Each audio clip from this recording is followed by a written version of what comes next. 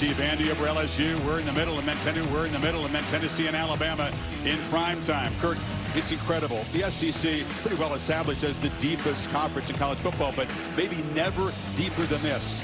Is there a super team at the top? Remains to be seen, but look how many high-quality teams there are. And look at the rankings. And you have 10 teams that are up there. If I sat here right now, here we are almost near the end of October, and said, who's going to be in Atlanta?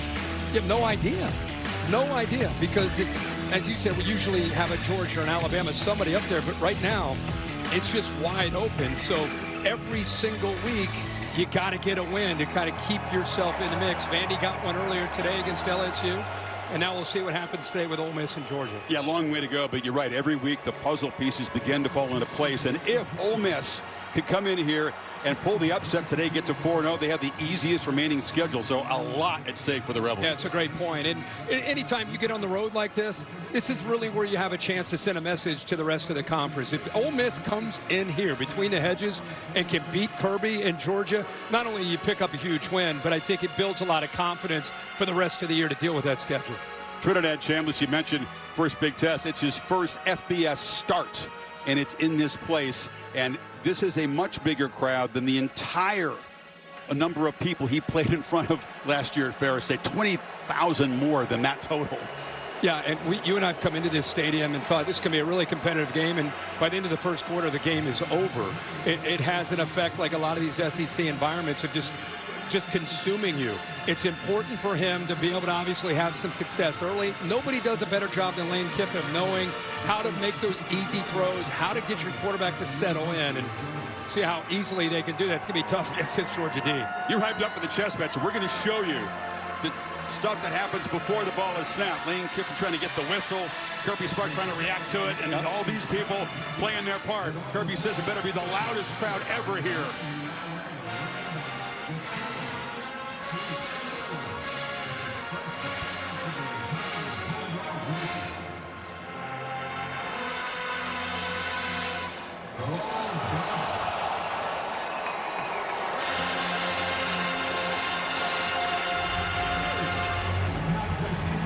One of the special spots all across the landscape.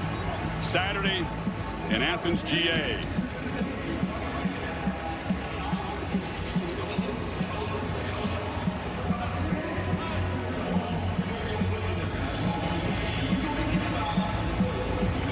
It's body paint commitment.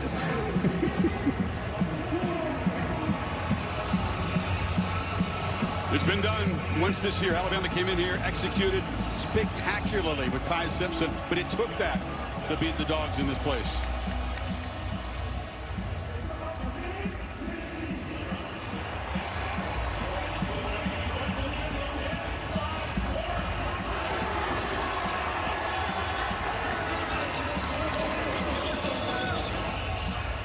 Only one previous trip away from home for the Rebels. That was in Kentucky.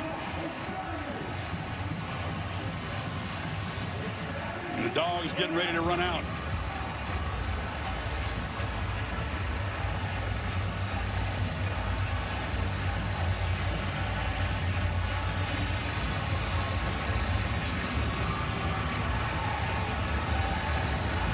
You want to conquer this? You want to beat this tough, resilient football team? Strap it up and get ready to go, Kirk, for the full 60 minutes and then some.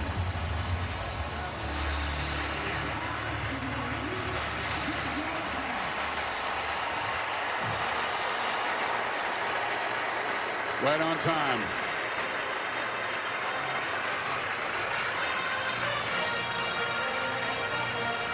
And now,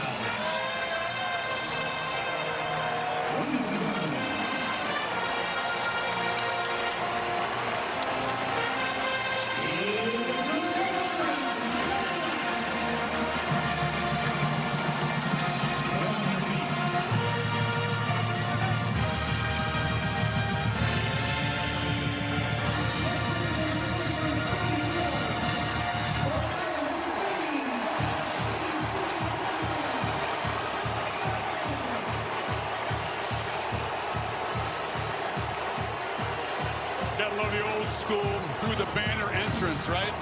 No doubt. Love it.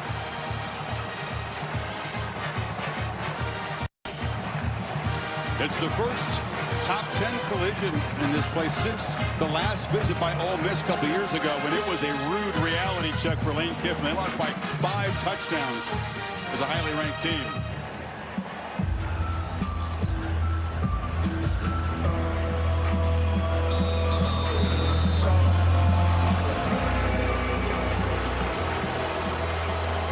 Kind of a slow stroll onto the field for Lane. He's like, I'm here. We're here.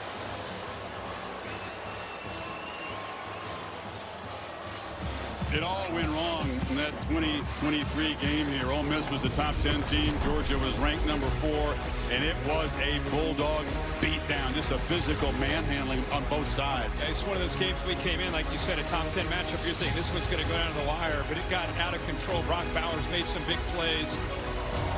Carson Beck on fire. But last year in Oxford, Jackson Dart made enough plays.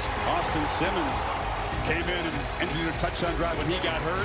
And the takeaways, 3 takeaways against that Georgia offense and Carson Beck. Field rush in Oxford. Kirby doesn't go too big on payback, but you know these Georgia players did not like the way that finished last year, losing by 18. Right. And look at this. It's incredible. Home versus on the road. Got to take it on the road today. Big drop off. Great to have Holly Rowe with us, and she's down there with Lane Kiffin. Well, Coach Kiffin, Trinidad Chambliss has done a terrific job for you, but you've got a healthy Austin Simmons. What will you expect today at quarterback? Well, we're excited. Both guys are ready to play. Trinidad's going to go first, and we're going to have to remain calm in this environment and play really well, really smart football. You talk about the communication. It's so loud here. How will you communicate effectively with your QB? You like to make a lot of checks and stuff. Can't hear you. My point exactly. We're good. It's loud for them, too. All right. Thank you, Coach. You're going to have fun. Hey, guys, Austin Simmons is actually pretty healthy. Coach told us that he took the most reps that he has taken all week. I watched him in pregame warmups, and he is moving very well on that ankle. He's a lefty, so it's his plant foot, but he looked fantastic. Don't be shocked if you see him come in this game today. Yeah, very talented guy. Not quite the dynamic runner that Chambliss is, but a beautiful thrower of the football. Yeah, and I think we're going to see him at some point today. I think this defense that Georgia plays will allow him to come out such a pure passer, very accurate passer. So at some point, I wouldn't be shocked if he gets an opportunity. Kiffin's going to put his defense on the field first. 1 in deferred. He's hoping his guys can get a quick stop against the Bulldogs offense that has started slowly, as we've said. So Lucas Carnero, very accurate, superb kicker, and normally bangs these kickoffs well through the end zone. Only 4 have been returned out of 40, just in case. Zachariah Branch, the elite returner and receiver, standing at the goal line. Here we go. Rebels and Dogs from Athens. Yep, that's what usually happens. He lands near the hedges. So here comes Gunnar Stockton. A tough guy. He's been clutch when they needed him. Finishes games really well. Again, they want to get him going. They want him to lock in and just let it go a little bit early. Yeah, I think sometimes when you're a first-year starter, you don't want to make that critical error, and I think that's maybe something that he's tried to overcome. You know, like you said, just play free, play loose, trust your eyes, and get the ball out. See a rotation of very good running backs. Nate Frazier gets the start for the Dogs. And a quick throw to Zachariah Branch, who makes a grab for about 8 yards. The impact player is when Georgia's got the ball. You look at a combination of backs. We'll start with Chauncey Bowens. He's going to have a chance to get they need to run the football. That's an area Ole Miss has struggled. You'll see Zachariah Branch. You already saw him once underneath. Eccles on the other side, 52. And then Daughtry does a good job, middle linebacker. Quick run gets the first down. Those impact players brought to you by the Home Depot. So the Georgia drive up and running, literally. You'll see this run game.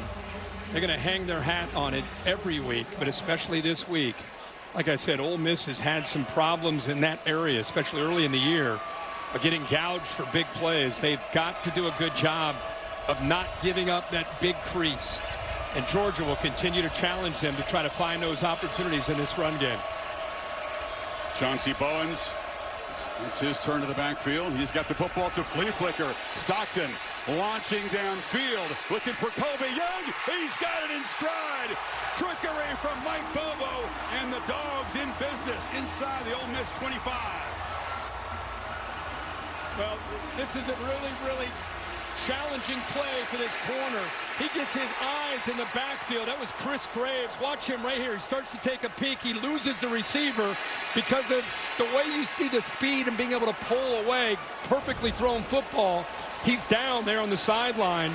Young, the receiver, hobbling off. Yep. It was hard for the corner because the ball was perfectly thrown. He put his eyes back into the backfield, and that's when the ball was already in the air. Frazier knocked down. This Ole Miss defense, as you pointed out, they make a lot of explosive negative plays, but they give up so many big ones. Their yards per carry allowed last in the SEC. Well, Pete Golding, the defensive coordinator, he does a lot of shifting and slanting. This Mike Bobo is going to be calling the plays against Pete today. And it's like a feast or famine. Sometimes you slide or shift yourself into a tackle for a loss. Other times you take yourself right out of the play. 2nd and 9, play fake, Stockton to the far sideline, and coming back to make the catch. Flags come in is Noah Thomas, who has been little used this year, but made a big catch in that Auburn victory. I think he pushed off. This should be, this should be offensive. This should come back. Big, strong guy, 205 pounds, very rangy. Former A&M Aggie. 2 fouls on the play, both of them against the offense. An eligible player downfield. Number 56, that penalty is declined. Offensive pass interference. Number 5, 15-yard penalty from the previous spot.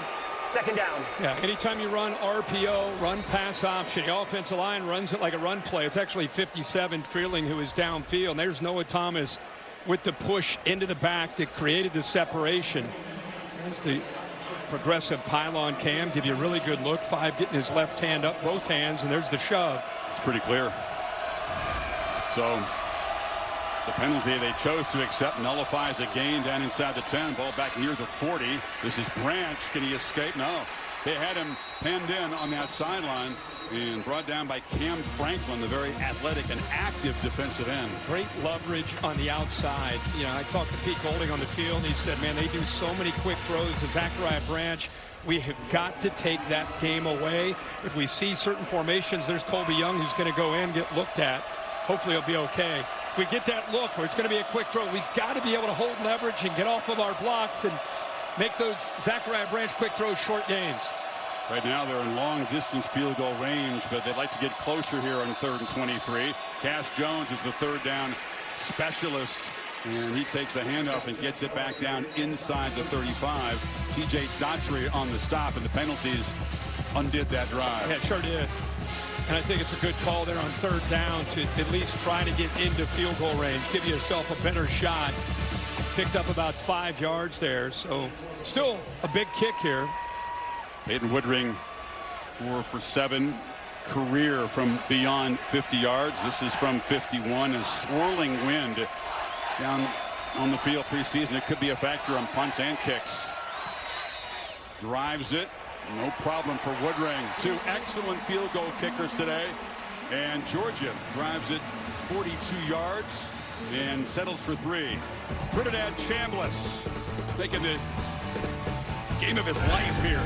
We'll step right into the noise of Sanford Stadium for the Rebels' first possession when you come back. Bracket puzzle, but long way to go for the championship game in Miami on the 19th of January. Those rankings, what, early November, they start to come out every Tuesday? Still a couple weeks. Like you don't know. You're part of that. No, I graduated last year. Kickoff is a touchback by Woodring. And here he comes. Trinidad Chambliss as a flag. Who did go out of bounds, so number 91.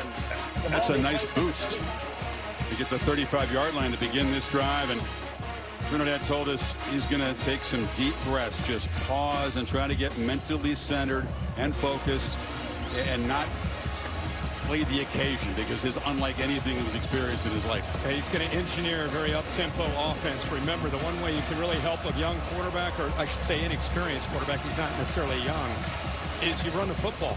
These guys do a great job of running the football. They average over 200 yards a game on the ground. So take some of the heat off of him, get him some easy early completions. Then you forget about the crowd, you just execute. Yeah, he's 23 years old, very grounded, mature guy. But this is all new for him. Needs help from Kyron Lacey. He's a very tough to tackle back. They fake it to Lacey and flip it in the flat, and that's your big weapon. Daquan Wright, one of my favorite players to watch. You start studying the tape, big fella, rumbling around out there at 255, and he's a great mover. Yeah, he's been a great addition. You know, it's 6'4". You know, he's able to match the length that Georgia has up in that front seven. I love that call there. He slipped out into the flat, nobody out there with him. Former Hokie, play fake, first down throw far side, kind of a back shoulder throw to Dejon Stribling, who's the experienced member of this receiving corps. They have Charlie Weiss Jr. along with Lane Kiffin putting this package together. Glenn Schumann along with Kirby Smart on the other side. Both Weiss and Kiffin will talk to the quarterbacks, Chambliss in this case, but you got to be brief. It all cuts off, of course, with 15 seconds to go, and they have a lot to say in that time. Looks over. He tried to catch Georgia napping. He'll do that. Look quickly. And checks it down to Lacey. You and Nick Saban had a conversation about that. Didn't change his foot position on that time. No, he didn't at all. And I think Georgia did a nice job with coverage downfield. You know, one of the things you have to worry about, you mix up the different looks. Here they go. So this is the thing in the SEC. Teams going fast after second down. Makes it tough for Kirby to get these subs in on third down. Three receivers to the left. Dribbling set off to the right. Chambliss, slant, a dart. It's caught and right near the marker. Catch is made there by Caden Lee. He's been a steady 3-year player. He's the guy that kind of coaches up these new arrivals from the portal in the receiver room. He knows this attack very well. Yeah, he sure does. And I really love the route there. He did a nice job of getting behind the receiver and did a nice job of using him almost as a screener to be able to get the separation for the first down. And when Lacey set out far to the left, he's looking to the right. Another very accurate throw.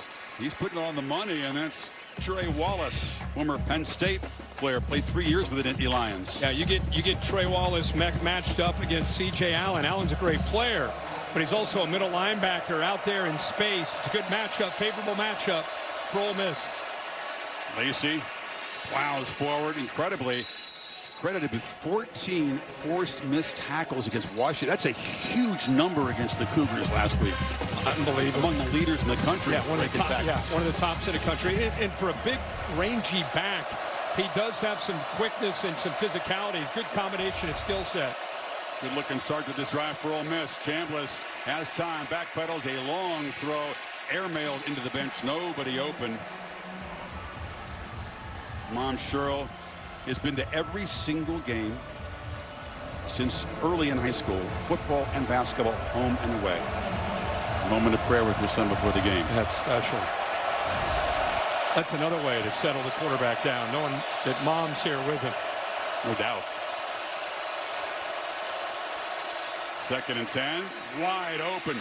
Stribling was kind of ignored. A big push in there, and that's going to be good enough for another first down to the Dogs 20 before Aguero stopped him. Yeah, there's that cushion that you alluded to, and it's what Chambliss looked at pre-snap. A lot of what Ole Miss does is pre-snap dictated. He's getting a feel which way he wants to go based on what you see. It's surprised Georgia gave him that cushion, enough yards for the first down. Moving the ball right down the field. It's a keeper. Chambliss shows quickness and powers ahead for about 8. You'll see him run tactically today. They do it quite frequently. Yeah, they go with motion there, and you have to respect the motion. But that +1 quarterback run game is a real challenge and factor today for Georgia's defense to have to account for.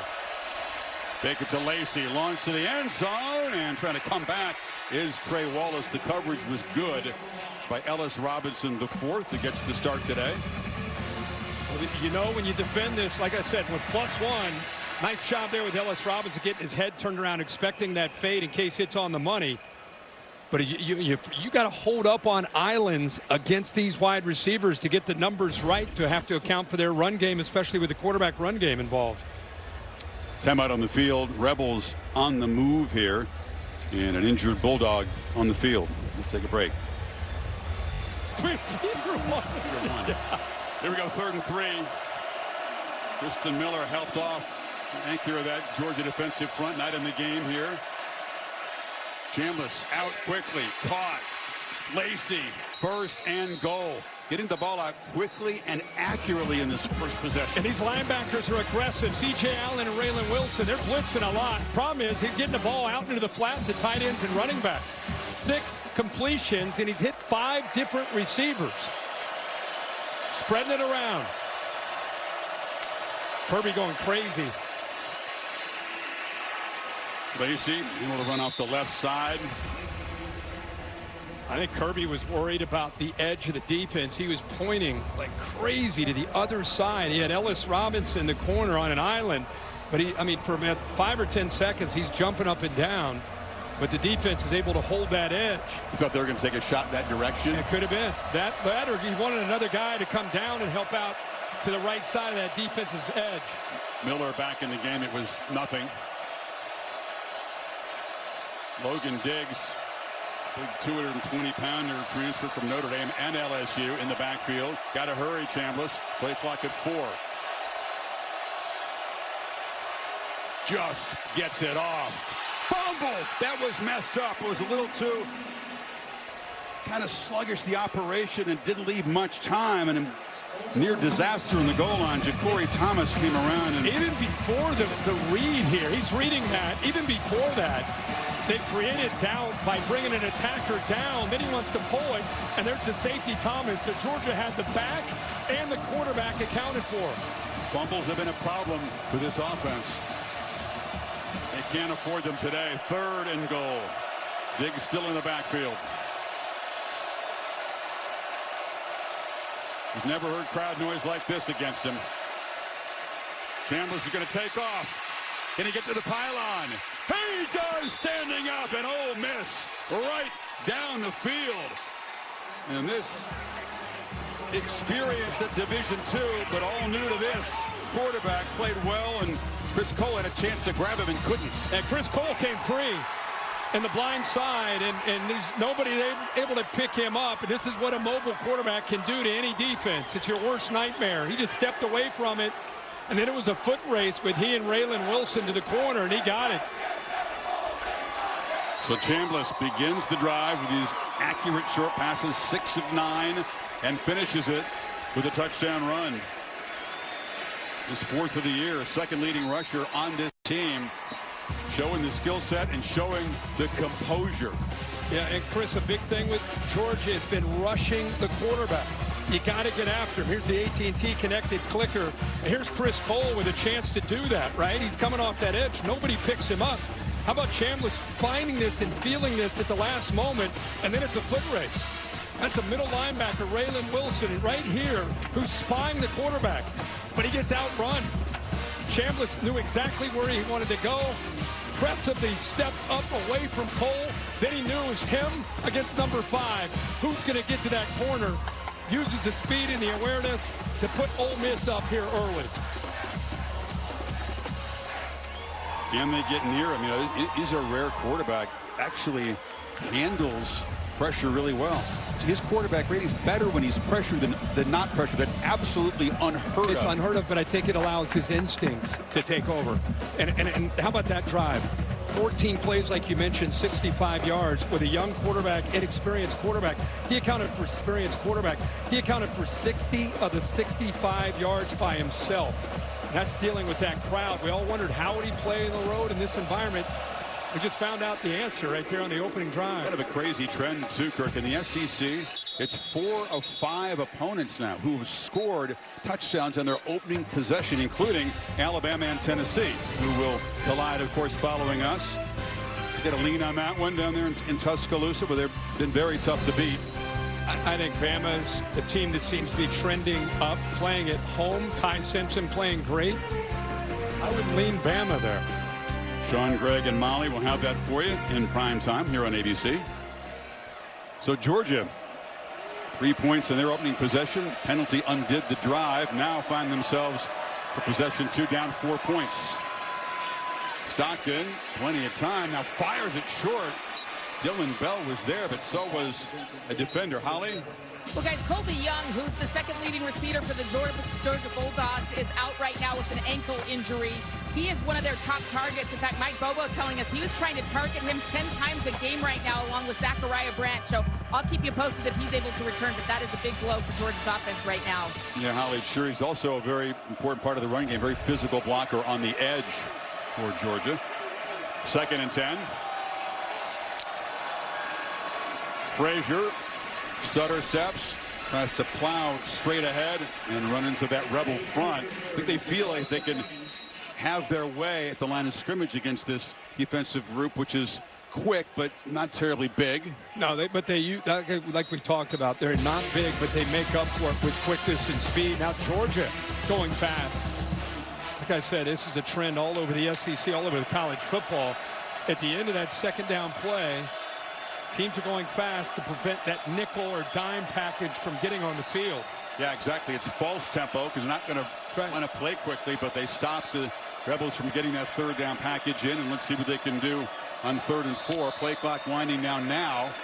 And Stockton looking to throw, now takes off, makes a man miss, and dives for a 1st down. Well, you know, defenses, sometimes you have busts. And I think right here and right here, they're not quite on the same page because Oscar Delp, look at this, gone. Nobody in the back end. Now, Gunnar Stockton, to his defense, he's running for his life. But if he would have had time, look at that, complete bust on the back end and a touchdown. You'd be more open than that. That's it. And you only get a couple of those a game. You know, defense has a meltdown and you miss it.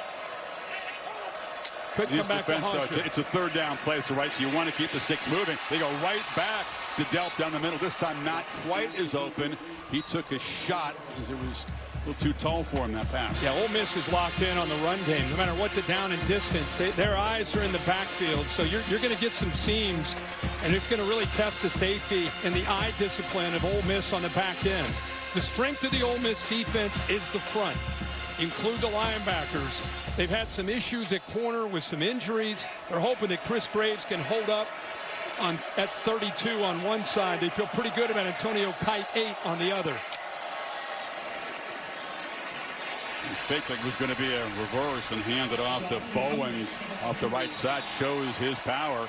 That's a heck of a nice run to set up a 3rd and short here. Picked up 9. Yeah, that opened up nicely. This offensive line, it's been a challenge for them. Quick. And they go very quickly on 3rd down, and Stockton easily sneaks it for a 1st down. I was going to say, this offensive line, 6 games, 6 different combinations up front. They've had a ton of injuries. You're playing some true freshmen in Glover and Gaston. A lot of guys have had to play different spots. Ernest Green's been hobbled. Monroe Freeling, a starter on the other side's been hobbled. Even Micah Morris out there playing with some pain. So they have really been challenged up front. Newsflash, though, is that Ernest Green, who's had a lingering injury, very talented right tackle. They're not sure if he can have the stamina today to go the distance, but he's out there starting. Branch still running.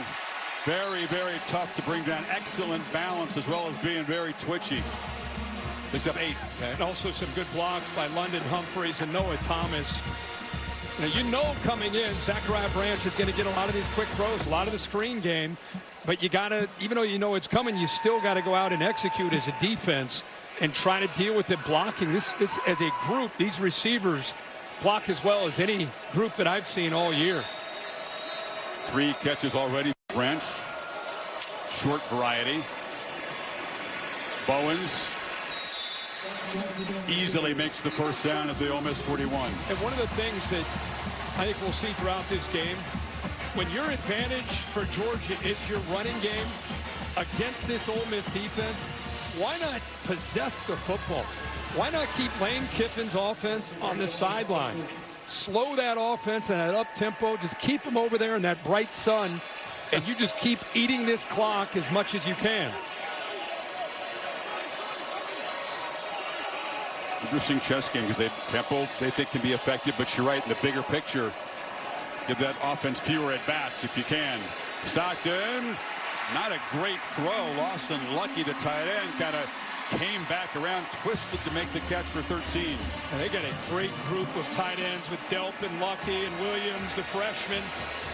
I love the play. It's a heck of an effort. Gives you an indication of how athletic Lucky is. He's really a receiver that plays tight end at 6'4", 240. Stockton again. Pitches it to the edge to Frazier, and he's dragged down. It's going to be a horse collar penalty.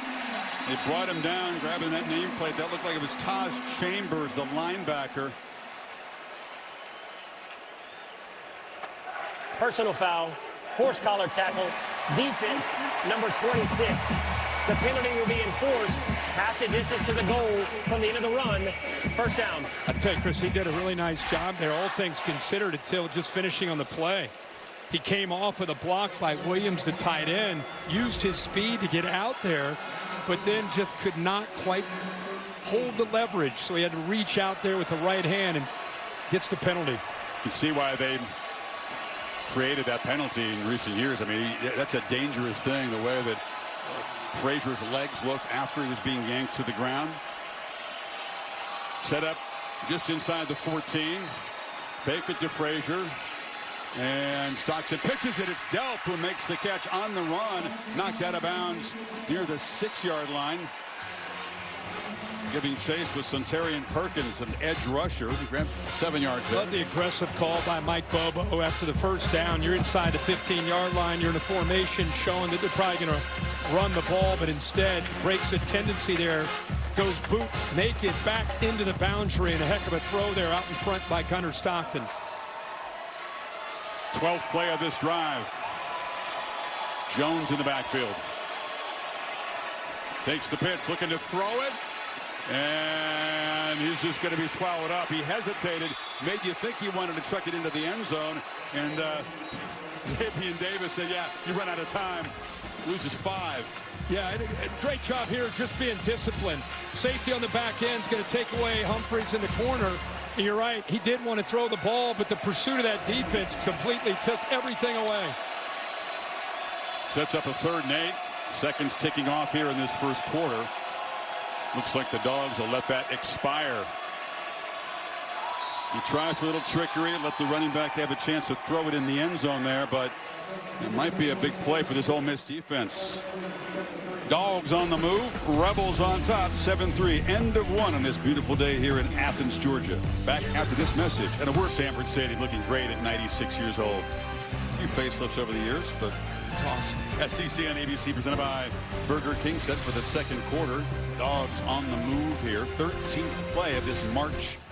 Just consumed almost 6 minutes coming up. But it's a 3rd and 8. See if the Rebels can get after Stockton here. Effect the throw, if in fact that's what he does. 2-back look. And now Frazier motions out. Stockton took a look that way. Now launches to the end zone. Wide open is Lucky for the touchdown. Tight ends playing a big part in that drive, and they cap it off.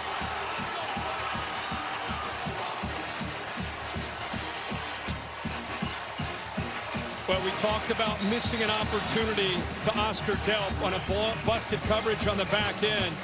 And we got another busted coverage here with Zachariah Branch going in motion. It put 3 receivers out to the left for Georgia, and a miscommunication after that motion with the safety and the defender, the corner in the flat. First touchdown of the season for the junior from Norcross, Georgia. 3 catches by tight ends on that drive. Delp had the one getting close, and then a couple for Lucky.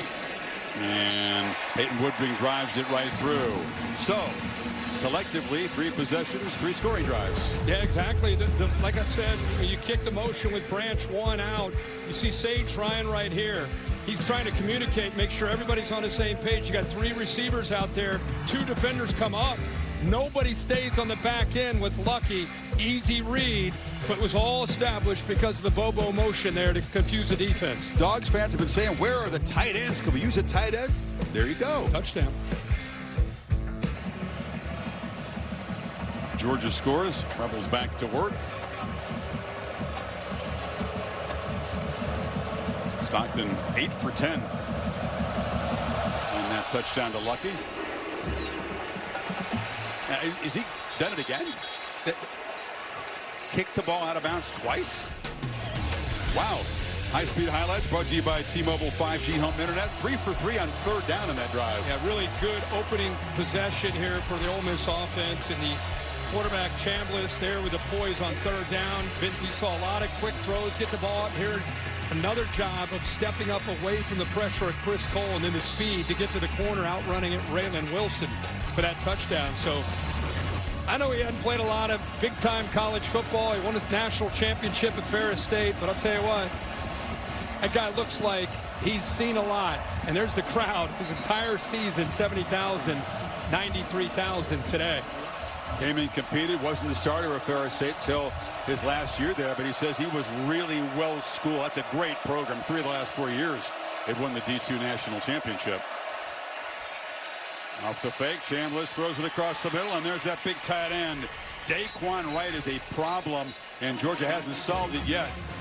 Now you got your eyes in the backfield. You better be careful. That was Justin Williams that time, the middle linebacker. He just for a second looking at the quarterback and it allowed the tight end to pull away from him. Number 2 in the FBS coming into this game as far as receiving yards by a tight end. And now trying to get it back, shoulder throw to Deuce Alexander, misfired. Dalen Everett in coverage. Now, this is a very challenging offense to deal with. The tempo is obviously a big part of it. The different formations, they give you a lot of pre-snap movement. They've got pulling linemen. You got jet sweep action. It really can impact your eyes and slow you down. Not subbing much either, so Georgia couldn't do so. They bring the pressure. Chambliss flushed, running for his life. And now pitches it way back behind the line to Wright. And Daquan Wright up and running. They avoided a disaster a couple of times there. Cole eventually gets him down. Well, it started with Kewan Lacey picking up a blitz right up the middle. And then, you know, the problem with Georgia all year is they cannot get after the quarterback. Especially a mobile guy like this. His eyes are everywhere, and eventually checks it down the right to give him a shot here on 3rd and 3.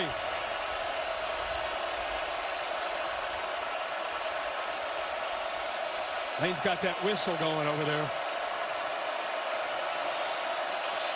Still trying to gesture to Chambliss. What's a timeout? Yeah.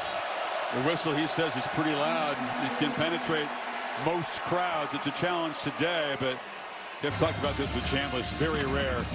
Under pressure, his QBR is 8 points higher. The accuracy goes on a little bit, Kirk, but he's made a lot of big plays, and the blitz has not bothered him at all so far in his Ole Miss career. Now, right now, he looks like what I like to call is a flatliner. He's not intimidated. He's not hurrying. He doesn't appear stressed at all. Here comes another 3rd down opportunity for him.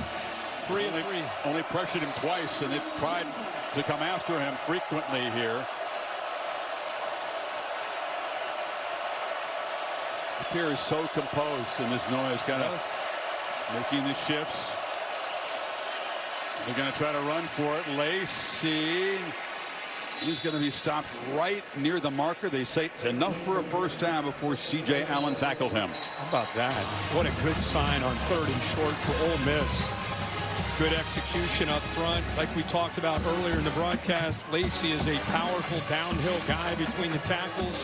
Has juice to be able to get to the 2nd and 3rd level, but get those tough yards to keep a drive alive. He's worked hard on ball security. You know, Allen, who made that tackle, those guys are very capable of punching the ball out. Just going to keep an eye on today. Low throw, and it's picked up there by Danilo Jones. They're saying incomplete. He's trying to sell the interception hard, but officials aren't buying. I thought it got into the receiver. It just went through. Yeah, it got in there. Ball's on the ground. Good job of selling it by Jones. That was a drop there by Harrison Wallace, who's been the most reliable receiver in the first half of this season. Transferred from Penn State. It's also their punt returner. 7 guys walked up. Remember, Georgia not rushing the quarterback like they typically do this year. The time they back everybody out except for 3. He squeezes it into Trey Wallace.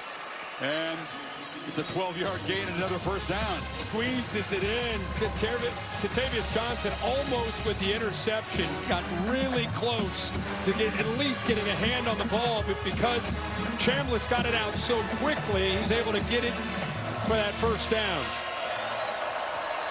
Another good-looking drive from the Rebels. Option look, Lacey. And the Dogs string it out and drop him for a short loss. They were ready for that run game wrinkle. Gabe Harris off the edge made the play. Well, that was a couple things there. Trinidad Chambliss has got to attack the defensive end much better. He just kind of gave up on it, pitched it off of Gabe Harris. Gabe Harris ended up going down the line and making a play, and then a poor block on top of that by the receiver. Winston Watkins, the receiver, was in the backfield. They pitch it downfield to him, and he's wide open. A little wrinkle. They put the receiver in the backfield, and the Dogs totally lost track of him. Well, like we saw Ole Miss have a miscue. Here's a miscue as well with two Georgia defenders coming up into the flat. Gave a huge opening up and over top of that. Chambliss sees it, puts the ball right on the money. Slot receiver, who as a freshman has an advanced grasp of this complicated offense, makes a nice play, sets him up first and goal. Lacey reaches and is going to be spotted short, they say. KJ Bolden holding on to him, apparently kept him out of the end zone. He just couldn't quite get the ball extended to the goal line. I think he came up a little bit short. See how the ball's behind him, and by the time he touched, he's down at about the 6-inch line.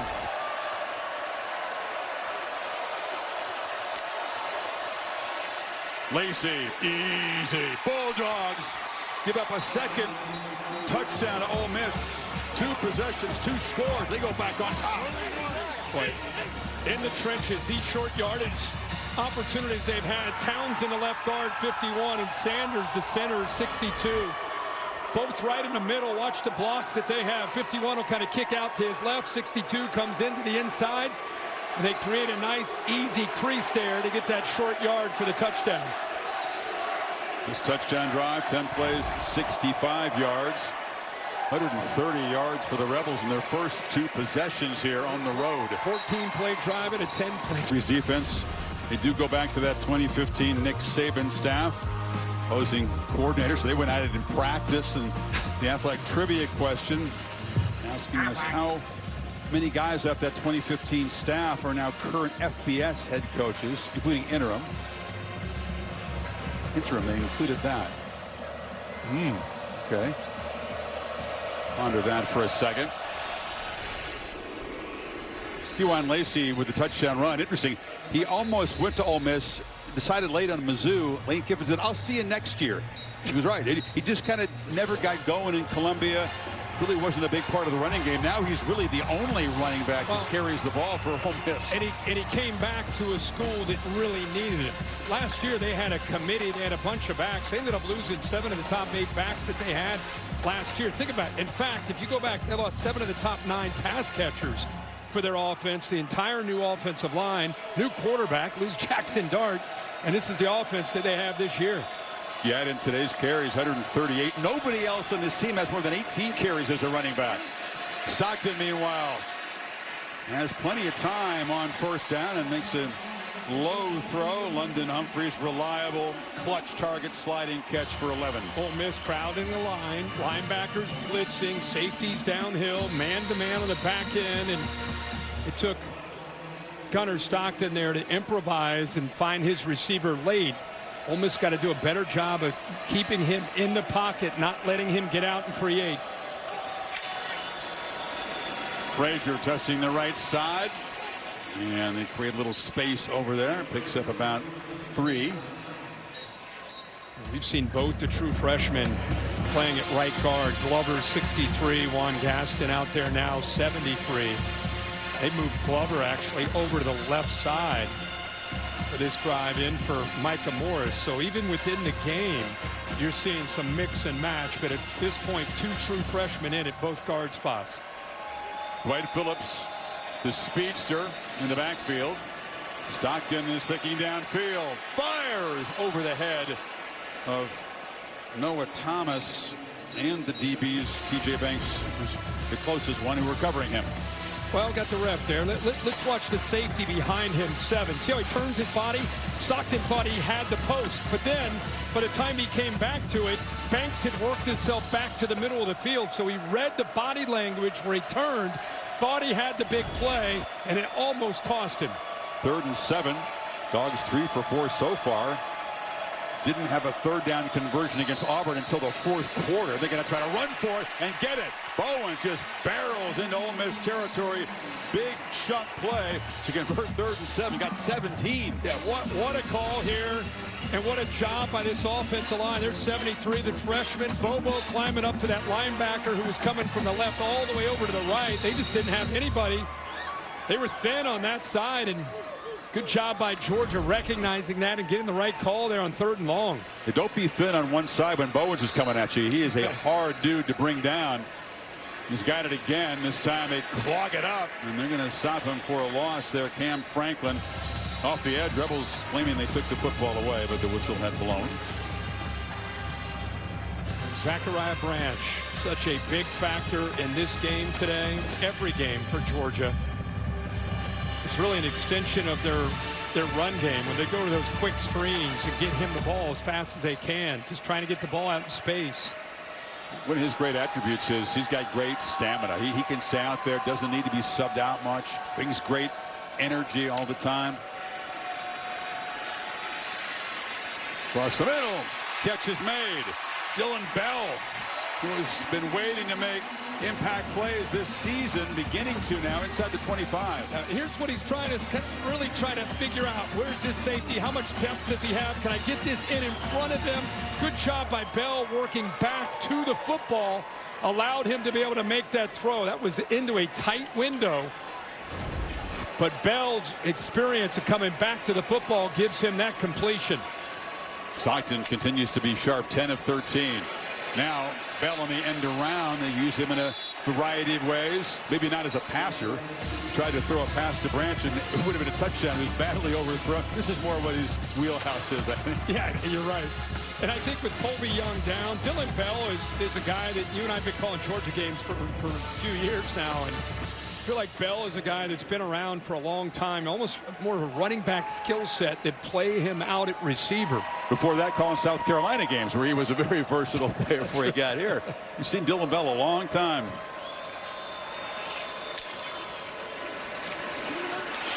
Keeper, Stockton, headed for the end zone. Touchdown, Dogs. They answer right back.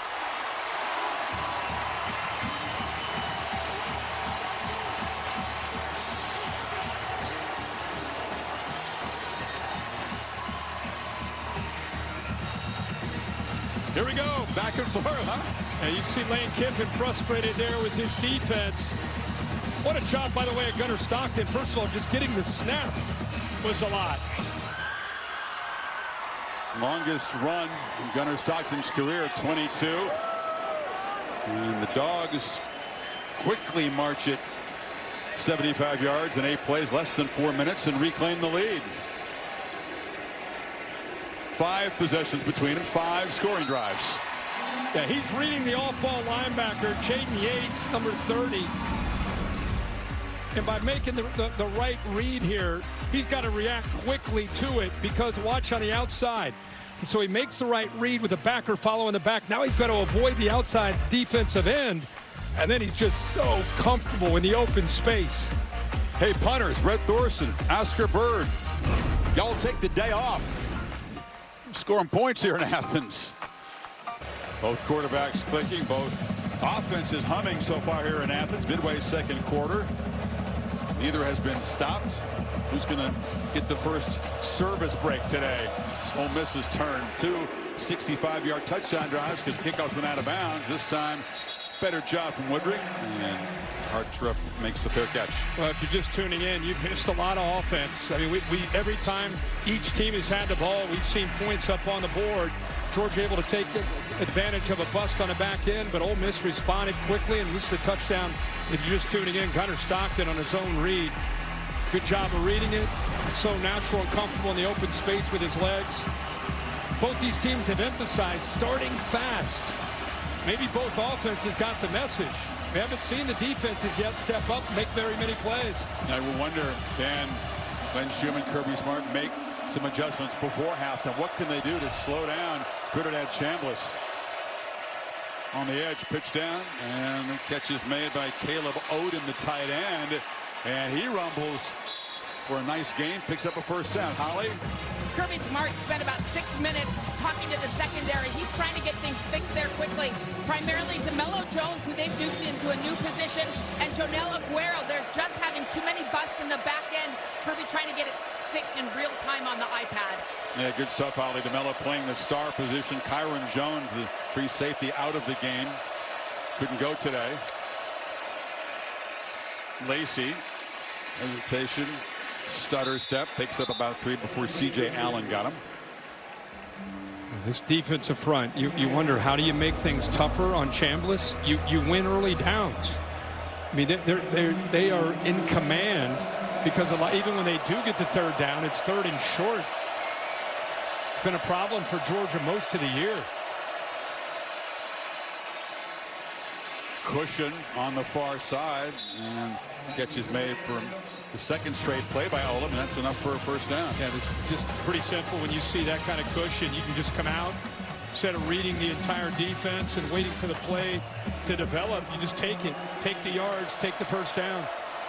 Empty backfield now. Chambliss directing traffic, and now Lacey goes in motion. And Chambliss pitches far side, tried once again to find Odom, this time off his hands. He kind of gave up on the route. It would have been a tough play anyway. There was really good tight coverage this time by Georgia. Aguero that time was out there, really known more for his physicality when they put him in that spot, but that time good tight coverage on the tight end. Odom kind of a hybrid tight end. He's only 235, but an excellent catch radius. One after the catch. Georgia did win on first down this time. Reverse on the run as Deuce Alexander couldn't quite get ahead of Seam Aguero there to trip him up. Another third down coming up. So here we go. This is where you get a lot of fast tempo. The coordinators are working on the sideline. There's Glenn Schumann at the bottom, Lane Kiffin at the top doing the whistle. He wants to slow it down. Now he wants to see what Georgia's in. Glenn Schumann's waiting to kind of find out what Ole Miss is going to end up in formationally so he can get his call in. Kiffin's offense 4 for 4 on 3rd so far. Lacey goes in motion. Chambliss takes off. Can he escape? He does. He reaches the ball near where the pylon is. As he crosses out of bounds, it's enough for a first down on the scramble. Boy, is he looking as comfortable as he can look. But spinning the football. Good job of showing the strength there to be able to pull out of that potential tackle. And that's what freed him up to get to the corner for the first.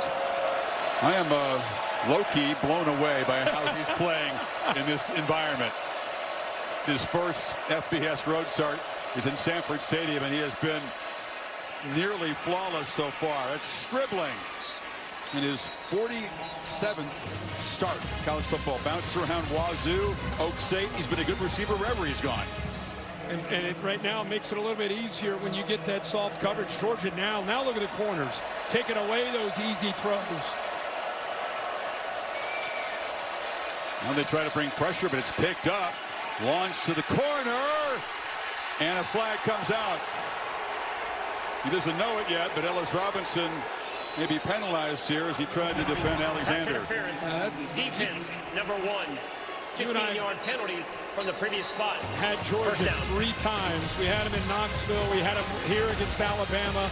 And now today, he never gets his head turned. The biggest problem with Ellis Robinson is... They're booing, but... No. He's not doing a good job of being in phase. When you're in phase, it means you're stride for stride with the receiver. And it allows you, when the ball's in the air, to read his eyes and to be able to get your head turned and find the football. He's a step or 2 behind, playing catch-up, never is able to find the football, and he runs into the receiver. We've seen it all year. End around to Alexander, and a couple blockers out there kind of stumbled as he tried to cut it upfield. Picks up about 4. Yeah, Kirby's working overtime here. You're just not used to seeing Georgia's defense, not just today. And they've been a different defense to their credit in the second half of most games, but we're kind of getting more used to it this year, though, right? This is what Alabama did, Tennessee. Who they are until they change it.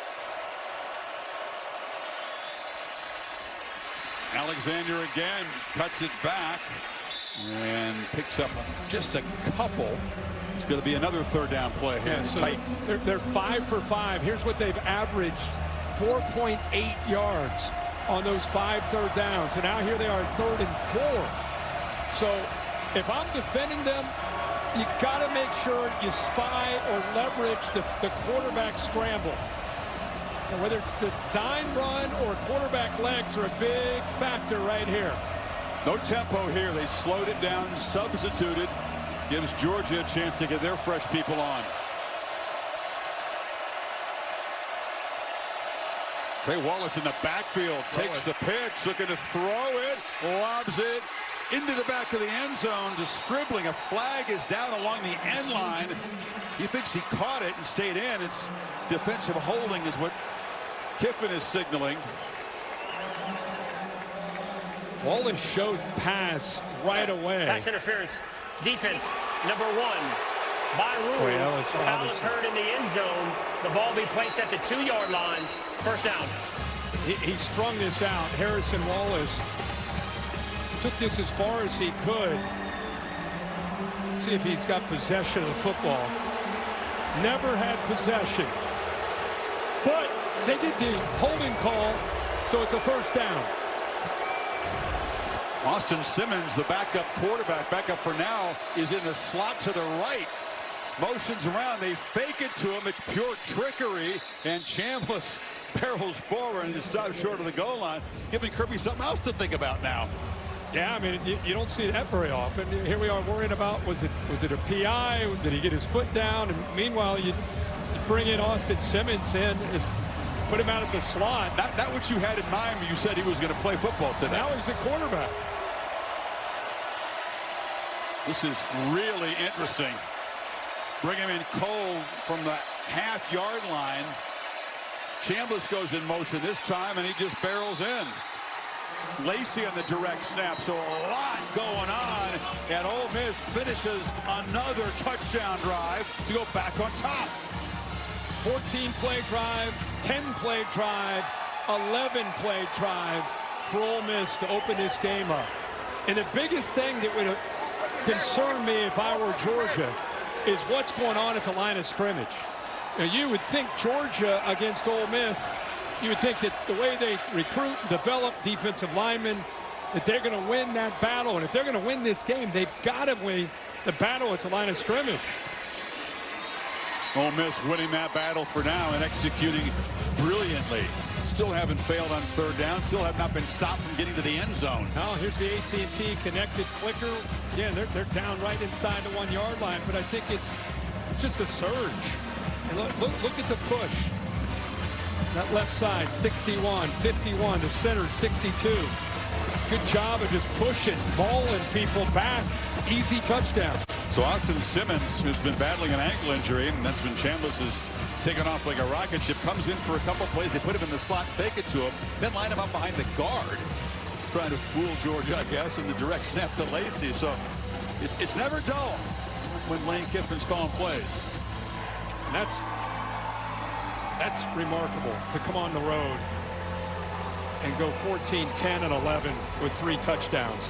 But you're right, though, Georgia fans stunned, but getting more used to seeing this, because Alabama came in here with Ty Simpson flawless in the first half on third down, and they did something similar. Yep.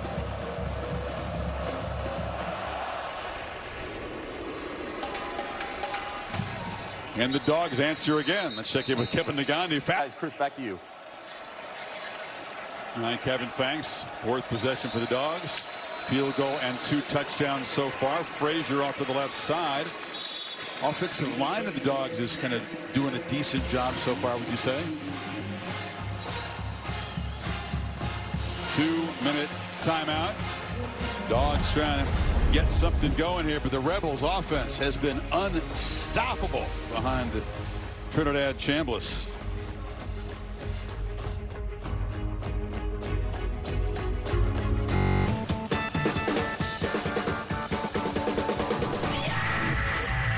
Who are you? You don't have to ask that. So many famous faces, so many legends on both sides of this rivalry. And an exciting addition here. 38 points scored. First 28 minutes of the ball game. Dogs take over, 2nd and 6, trying to once again answer. Neither defense has gotten a stop, and Stockton out the play fake. On the run is dealt, and ahead of steam. Ball perfectly placed, and he's got a nice gain of about 19. So often we see this play where you just kind of sneak out of the backfield. The blind side of the defense a lot of times just loses that backside tight end out in the flat. Remember, Georgia has been a resilient team all year long. Ole Miss gets the ball to start the second half. An important drive here for the Dogs, the way this game is going. Tight ends continue to play a big role. They're winning those matchups against the Ole Miss linebackers so far. There's Frazier.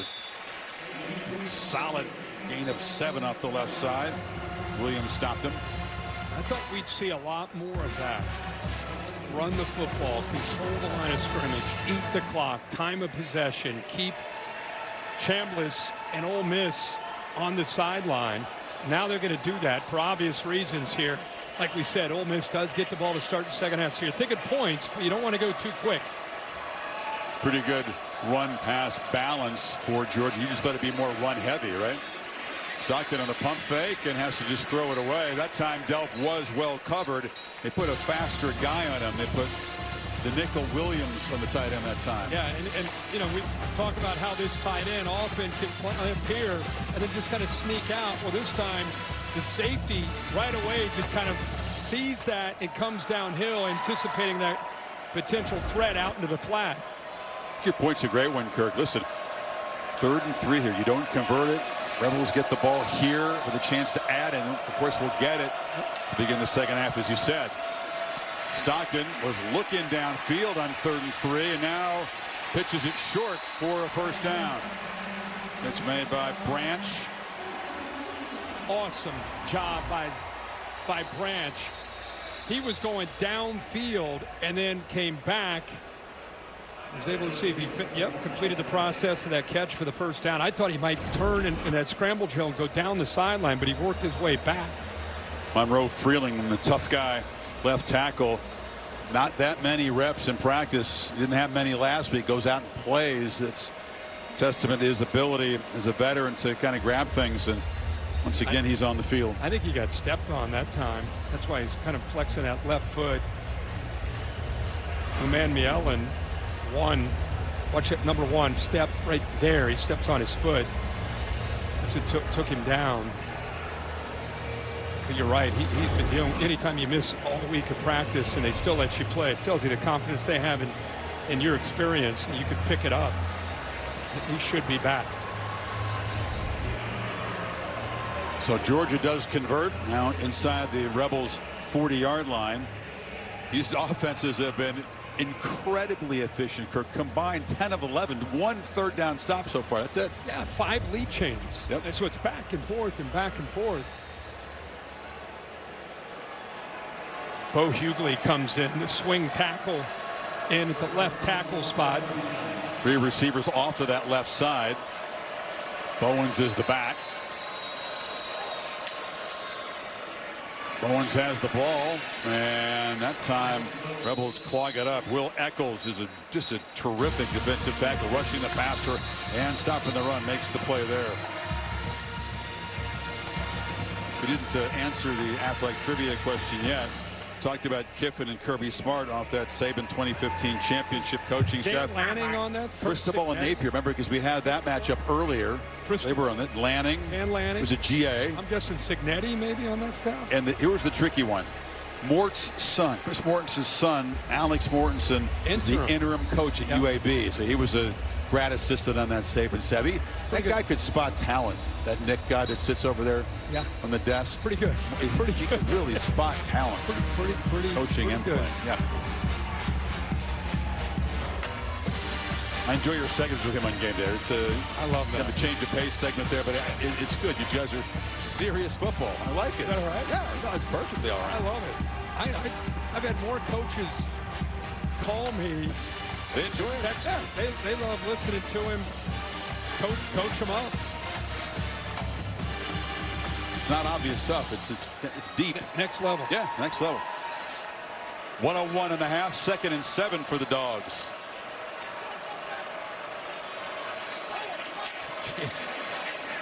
Frazier finds a crease, a little hesitation. They're waiting for it to open. He's going to be knocked down a few yards short of the marker. Clock running at 50 seconds. Still got the 2 timeouts. They're very confident that they're going to get into field goal range, but you might pick up the pace here a little bit now. This is not an offense that's made a lot of big plays vertically in their pass game. Across the middle. Lucky. Those tight ends continue to find space and make plays. He's inside the 25. And they're going to hit their 2nd timeout. I thought Kirby started to, but with that 1st down, clock stops. They're going to be able to get up there and get this ball snapped. Let's not get into the timeout. Did he signal it or not, Tom? No. And a short pitch, and catch is made by Branch. Gets out of bounds. Still goes 2 timeouts and 24 seconds to work with. Branch is so quick at the line of scrimmage, so tough. You can, you give them the option to go in or out. It just freezes defenders. They're so respectful of that quickness. Usually play him off. Not much deception. He really doesn't work downfield. Not many medium range. They're all at or behind the line, but that twitchiness allows him to get separation. He's really great after the catch, obviously. Who's going to get downfield here? Noah Thomas is off to the quarterback's left. London Humphreys far right. Stockton trying to buy time. On the move, nobody open, and he just throws it away. He used up some time there. Down to 17 seconds and 3rd and 7 now. The defense, you'll see this kind of a glance route here. And, it's easy to say, make this throw. That frees up here, but look at this defensive back working. You go down that right sideline, and you could put the ball up there, too. So, couple open receivers. We just said, can they get the ball thrown vertically? And he had a couple options there in the inside there to the tight end, and then Humphreys down the right sideline for a touchdown. He's Stockton normally much better after halftime, but he's been efficient in the first half. Time is now a factor here. And I was going to say, he takes off. They do have the 2 timeouts. He's short of it. They're going to have to spend it. If they're thinking end zone and not field goal attempt, they're down to 9 seconds here. Wow. And it's 4th down. Yep, 4th down. So he by not making the 1st down, that makes the decision. You see that? You said that's awesome. That's a win. He's not thinking just about this drive. He's thinking about the entire game. He just got to stop, kept him out of the end zone. Maybe it's 21-20. They get the ball to start the 2nd half. That's why you get the reaction. You read his lips. He said, awesome. On the other side, if you're Georgia, that's a win. It's strike up the band. They didn't score a touchdown. It's a field goal attempt. Right. Watch him. Awesome. That's awesome. So here comes Woodring. Strike up the band. Hey, we kept him out of the end zone. I mean, there were no stops by the defense in the first half. Georgia settling for what they hope will be their 2nd field goal of the half. Bombed it from 51 earlier. This is just from 35 yards. Timeout Ole Miss. Any field goal attempt or kick attempt by an opponent, you got to keep an eye on big number 51 for the Rebels. Great defensive lineman, Xavier Harris, but he's a kick blocker extraordinaire. I mean, he's not 6'7". He's every bit as 6'8", and he gets the arms up, and he's long, and he's blocked 1 this year, but he's blocked 6 in his career. That was early on. It was against Georgia State, but the dude is a problem blocking kicks. For a big guy, he does a nice job of being able to penetrate to give him a chance of getting that hand up to knock it away. It's not just he's standing there at 6'8". He's working upfield there. By the way, it's 2nd in SEC history. 1 more, and he would share of the conference record for most career blocks. You set him up. Let's see what the big fella can do here. Woodring is known for getting the kicks up pretty quickly. Doesn't typically have problems getting blocked. And that one is up and good. So as time expires in a really entertaining and offensive dominated first half, Kirby Smart, you can see him take the headset off. They got some problems to solve at this halftime because Trinidad Chambliss up and down the field. Stockton's been matching it. Rebels will get the ball after halftime, but 21-20 in this top 10 showdown between the hedges in the SEC. Let's go to Holly. Well, Coach, where do you start to solve some of your defensive challenges right now? Number one, you got to tackle better. So we've had about 3 plays that we got it behind the sticks, that if we tackle them, it's going to bring up 3rd long and give us a chance to get out the field. The other thing is the PIs. We're donating 15 yards every time we get a pass interference, but they've done a good job. Both the offenses have. Your quarterback continues to extend drives and be so tough in there for you and keep their offense off the field. What do you see from Gunner? He's done a great job managing the game, making some throws. The play he made on his feet to break 2 tackles, incredible play. They were in the perfect call for that. They brought somebody for the dive and the quarterback, and he made a miss. Thanks, Coach. Thanks. Stockton 14 of 19, 22-yard touchdown run. Chambliss, super efficient running, and a touchdown run himself. 21-20, the Capital One halftime report is coming up right here to begin the second half. 21-20 is the lead. We're just heading for a couple of field goals. No punts, 7 possessions. Chris and Kirk back with you. So, second half, we know what happens typically. Kirby Smart makes those adjustments. The defense much, much better after the break. Is that pattern going to hold, or is Ole Miss going to go up and down the field again? I mean, you assume that they're going to play better and at least force the punter from Ole Miss to come out. But this first half, it has just been all Trinidad Chambliss with the flow of this offense. You see the quick throws, pre-snap motion, making the Georgia defense really testing their eye discipline, getting them out of position, the accuracy when he's had to make throws. And, of course, this is the most difficult thing to defend, the ability to improvise and create, whether he takes off and runs or buys time to make throws. I'm fired up to see, because there is a pattern. Georgia's starting slow, and second half, like last week again against Auburn, it's a different team. Can they make those adjustments again? Yeah, 40 yards is all the Tigers got after halftime. I understand this Ole Miss offense is better than that, but there's a strong history and pattern.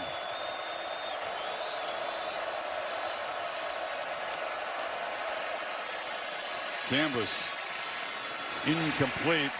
Trying to find Daquan Wright. Holly, what do you have?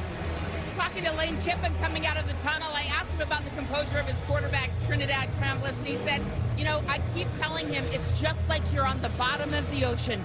It's calm. The storm is swirling up top, but you can't hear it or feel it. Stay at the bottom of the ocean. Yeah, just have a scuba tank. You run out of breath quickly there. Deep breathing is what he said he does to kind of stay calm, but he's looked plenty calm. I don't know if he needs to go namaste zen out there. Just keep doing what you're doing if you can. Uh-oh, breaking free. Dribbling in a foot race. Down the sideline. An electric touchdown. Ole Miss still perfect. 75 yards.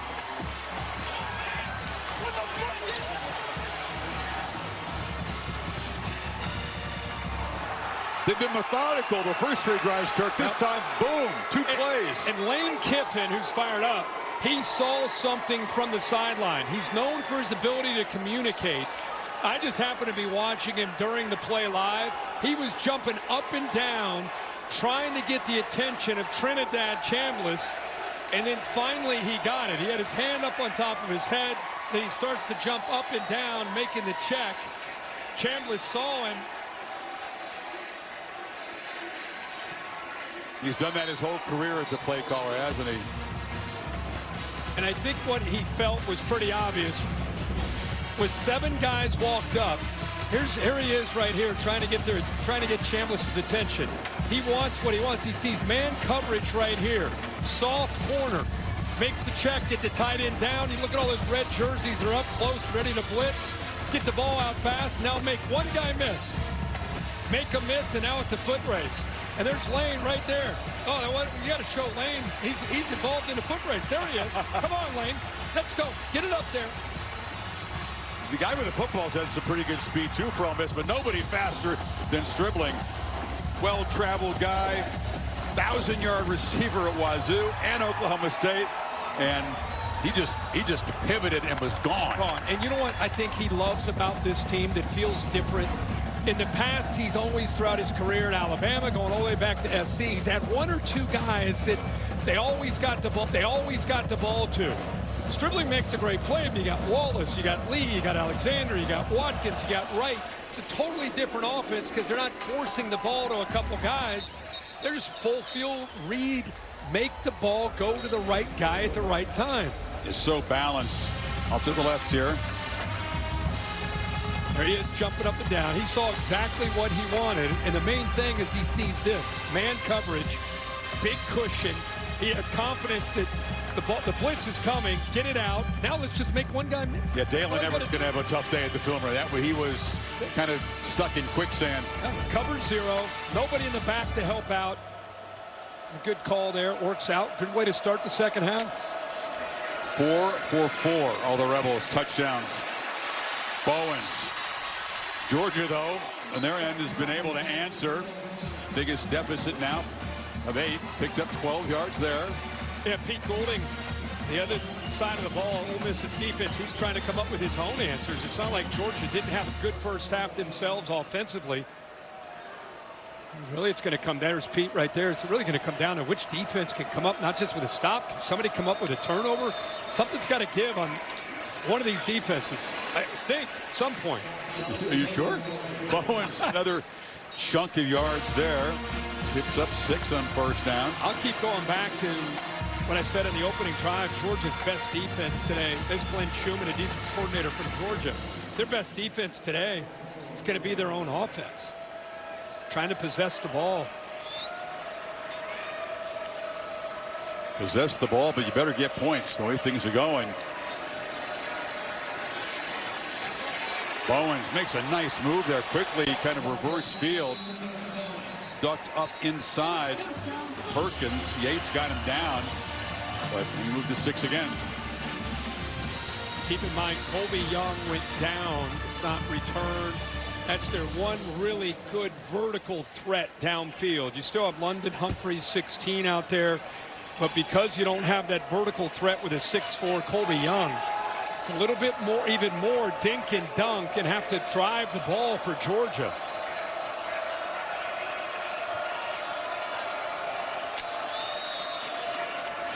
Play fake. Stockton launches downfield. Over the head, and flags come in. Ellis Williams is a big 6'7" tight end, and he's a weapon, an emerging guy. Defense, number 3. Sage Ryan guilty. 15-yard penalty from the previous spot. First down. Williams, a good-looking freshman. He's 6'7", and Sage Ryan grabs onto that jersey right there as he starts to pull away. Very handsy. Right hand even involved, grabbing onto the hip. It's a tough matchup for Ryan at 6 feet tall with 6'7" tight end. Here's this look. Frazier and 2 tight ends in the backfield. They pitch it to one of them. That's a little wrinkle. Oscar Delp snuck free. They didn't see him. Yeah, that is a little bit different. You have not seen that. Forced Ole Miss, they had 8 guys up close to the line of scrimmage, and Delp just slid out. Nobody picked him up. Both offenses, to their credit, if you look at it, confused defenses, giving the defense a lot to think about. These formations and motions, high-level play calling. It is.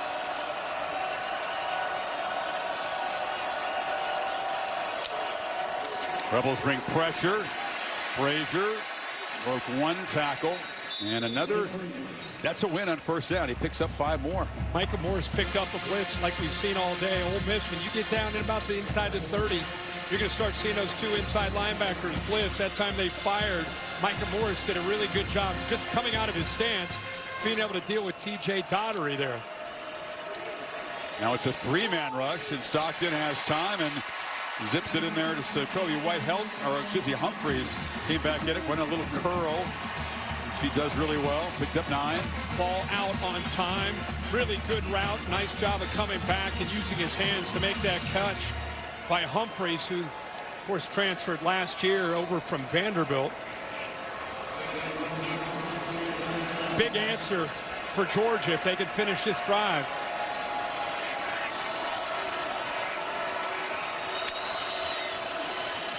Bowens Gets downhill. They are really mauling the Rebels up front now with the run game. They get 5-6 yards every first down carry.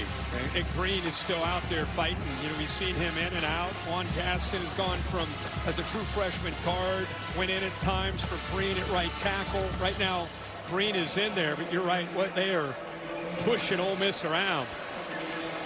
Hard to stop this offense or any offense when you get in a chunk play like that consistently on first down.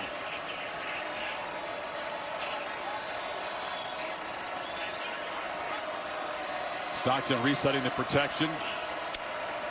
Turns and hands it to Bowen to the left. Makes a cut.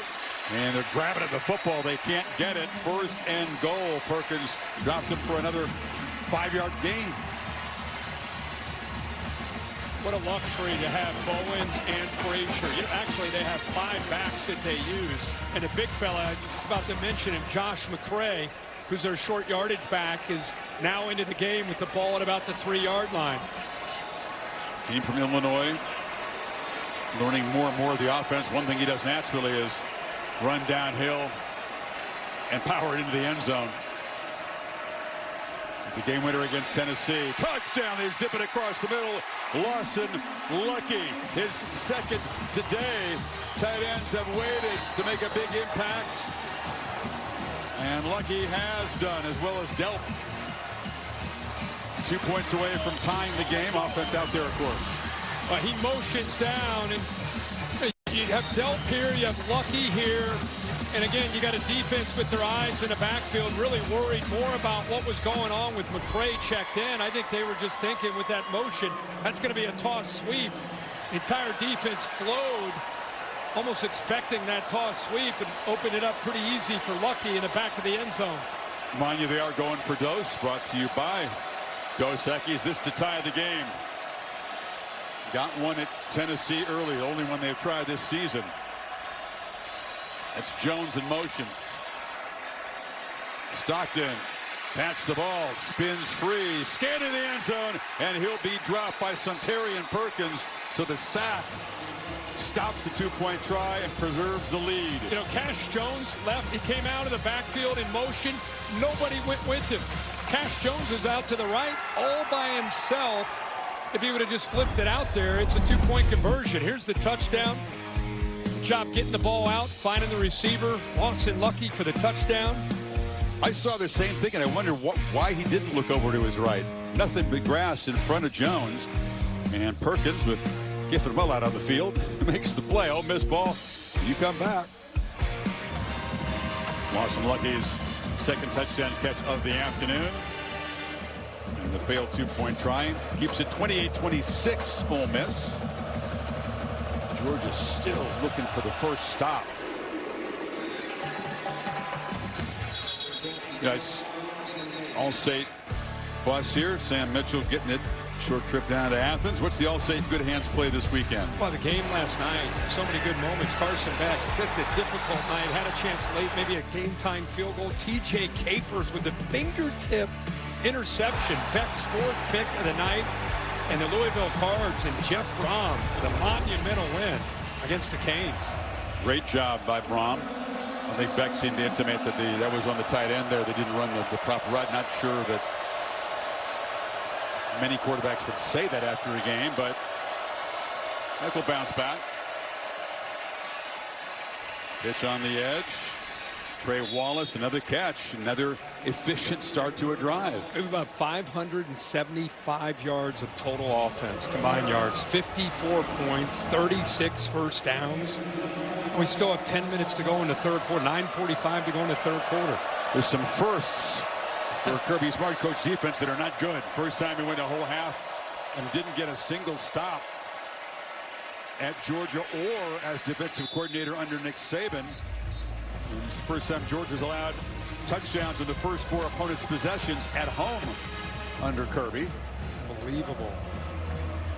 They've been searching for answers all year, but they've been happy because of the way the second halves have gone in almost every game. Ole Miss with a touchdown on the first play. We got movement. Yeah, it's Trey Wallace, receiver. Number 2, 5-yard penalty. Remains first down. He got set and then took a step. And that's maybe what this Georgia defense needs. It's weird to say that, but the Rebels put themselves behind the 6 here for a 1st and 15 now. Yeah, they have controlled things with down and distance. And they're 5 of 5 on 3rd down, but like we said, they're averaging third and 4. Now they're behind the sticks.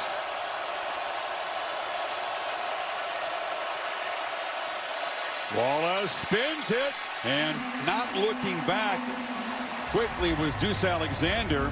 Barely spun his head to even see the football was thrown in his direction. Yeah, Lane went over to the official right away. The receiver, I think, lost his balance on his own. 15 Jones, the corner, had a hand on him, but I don't think he affected him, made him slip and go down. See if Lane makes an adjustment here. No, he's going to run this play. Need 15 to stay perfect on 3rd down today. Now he is. 3-man rush. Long throw sidelines. Going up to get it is Alexander, and a flag comes in. But what a grab, and they're still perfect on 3rd down. That was incredible. Contact there late. What Pass a interference. catch. Defense, number 15. The penalty is declined. The result of the play is a 1st down. What a catch here to lay out. Tight coverage. The left hand and arm goes up. He's inbounds. Look at the reaction from Ole Miss. Jeez, that's big time. Went to the portal, like so many teams have done, and really beefed up this receiving corps. As you said, they lost just about everybody. Alexander comes from Wake. His 21st catch of the season. Now comes around, and that's Watkins in motion, and the freshman turns the corner. And they're back to being ahead of the count on 2nd down now. If they score on this drive, and they maybe end up going on to win this game, let's not forget that catch. Unbelievable conversion on 3rd down. And Deuce Alexander deserves all the credit. Good ball, but a better catch by Alexander.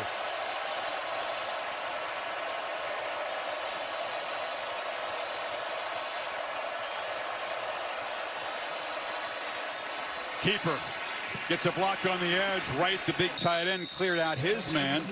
And Chambliss is going to be stopped about 1.5 yards short of the marker. Love how they sprinkle in just enough of Chambliss. He's actually leading this team right now in rushing. He's carried it 6 times. Some of that called, some of it where he's created. He's going to probably carry it 10 to 12 times throughout this game, and it's just enough for Georgia to have to keep their eyes on him and be aware of him. And he sets them up again on a 3rd and short. Just sprinkling it in sparingly, aren't they? The longest run for the Rebels is just 7 yards. But just enough to keep the dogs thinking.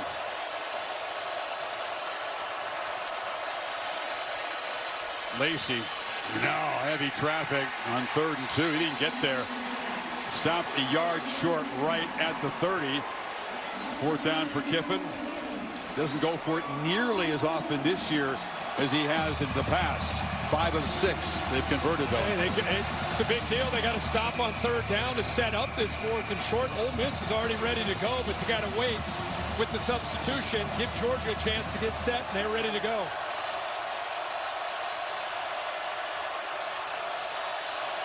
Direct snap. Lacey to Chambliss. Are you kidding me? Looking to throw the ball as Alexander.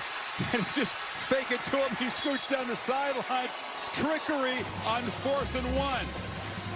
Well, 5 and 6 look kind of similar, but the running back takes the direct snap. Now the quarterback has it, and he can throw it. Everybody's covered, and the reason everybody's covered means he has a lot of room to take off and run. The little fake pitch, he kind of drew their eyes, right? Yep, reverse coming back the other way. Couple receivers flooding the zone. Nobody left out in the flat, and we know what he can do with his legs.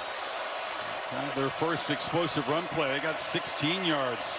Set up in the red zone. QB run again. Getting to use it more now in this possession. Picked up just a couple. Georgia, just strange to see them as a defense. Confused at times. Eyes not in the right spot. On their heels. You can sit here and if you're a Georgia fan and be upset, but I think you have to realize this has everything to do with Trinidad Chambliss, Charlie Weiss Jr., and Lane Kiffin, and the players around Chambliss. Ole Miss is executing at an elite level in front of this tough environment. Chambliss, there's a slant. He's caught by Trey Wallace. David Pollack, our buddy, paid a visit to the bus. He said typically what Smart does after halftime is get real simple. You go to the calls that are like day one camp installs, much less complex after halftime. Just not that kind of team that's capable of adjusting as well as others have in the past. Yeah, that's right. And I think right now they're facing a totally different offense that's executing at a different level. First and goal, Lacey. Not going to get there. Stood up by K.J. Bolden and others. You got Austin Simmons. He's checked. We saw this earlier when they were down inside the 5-yard line. Chambliss still in there as well. Gives you a lot of different options. 2 quarterbacks on the field. There's Simmons to the right. He'll be in the right slot of Chambliss. Georgia brought some big bodies on in the defensive line, but let's see if this one heads to the perimeter. Nope, they're going to try to run right into it. And Chambliss, touchdown, he got in. Trinidad Chambliss continues a superb performance in his first FBS road start. Well, he does a heck of a job of navigating. He's so natural as a ball carrier, almost running back skill set. And then the leg drive there, the knee touches. They'll probably take a peek at this to make sure the ball broke the plane when that knee went down. Looks good to me. Bill, what do you think? I've got a touchdown. He stretched that out. Then the knee hit. Here's a look right down the line, Bill. Stretching. Don't see the ball crossing the plane yet. The knee is down there. Thomas's body is kind of in the way of it. It looks like it already broke. They are rushing it to take a look at it, but. Oh, yeah, that's a better look. Back it up a little, guys. In the progressive pylon cam, you can just see the ball is in his right arm, reaching across. And did he get it there before the knees hit right? Right there. I think it is. Yeah, the knees up. That's a great look there. You can always count on the progressive pylon cam to show you exactly what's going on there. Although sometimes, even with the down the line shot, it can be tricky. Yeah. Last week, I think in the Auburn-Georgia game, got blocked. More than tricky. Boy, Chambliss looks as if he's out for a Sunday stroll as far as the command of the operation. We wondered not just about Chambliss and the inexperience of playing in an SEC atmosphere, just Lane Kiffin's offense. We'd said, oh, at home versus away. And this, forget the points, it's just the way they're going about it with the execution. After video has review, been fascinating. The call of a touchdown is upheld. So 5 drives, 5 touchdowns. Lacey and Chambliss each have 2 rushing touchdowns. I agree. He's not even sweating. Look at this guy. This guy's played 2.5 quarters against Georgia on the road. I think it just goes to show you never underestimate game experience. Even at Ferris State, who's a great program, running all the way to the championship level, just that experience allows him to play with his mind being calm now that he's here in the SEC playing against the Georgia defense. Ferris State, school up in Michigan. They beat a school from Georgia to win that D2 national championship. Boston State. Looks shifty. Trinidad Chambliss is the real deal. His folk status is even growing here. Monday night doubleheader, Bucks and Lions. How much fun is it to watch Baker Mayfield? MVP. Boy, he is having a year. Lions. It'll be a great matchup. Both those games. Being out there in Seattle, Texans and Seahawks. My first visit to that stadium. Seattle playing. Yeah. They're a threat in the NFC West. They're looking good. So Georgia now is down 9 between the hedges, trying to avoid a second home loss in the season. That does not happen in these parts. They came up, black and red body paint, expecting to watch the Dogs respond. Payback. Rebels hasn't happened. Taco Bell Live Student Section of the Year contest. Georgia, certainly great spirit. Contenders for that. Georgia has been a resilient football team all year. Now you're down 9 against this offense. You cannot afford to squander any possession. Look at the way Ole Miss is playing offensively. Talked about Josh McCray. Rare appearance today. They get the big fella the football. And makes it look easy, picking up 5 off the left side. In that game we had in Knoxville, they answered 5 different times to come back to win that game. He won it, McRae, eventually right. getting in That's there. right. Frazier set him up. You're right. They were down 14 nothing to Alabama, fought back. Even though they lost that game, they fought back. And, of course, last week, disaster of a first half against Auburn and came back to win. So it's become a little bit of their personality. Does this feel different, though? It feels different, absolutely. Doesn't mean they can't win it, but it feels different. Well, they're going to do it the old-fashioned way. They get in the drive with 2 McRae runs and move the sticks. Just an embarrassment of riches this year in that backfield. 5 different guys all bring something a little bit different to the backfield, allows them to stay fresh. Bowens and Frazier most often in that backfield. We see Frazier check back into the game.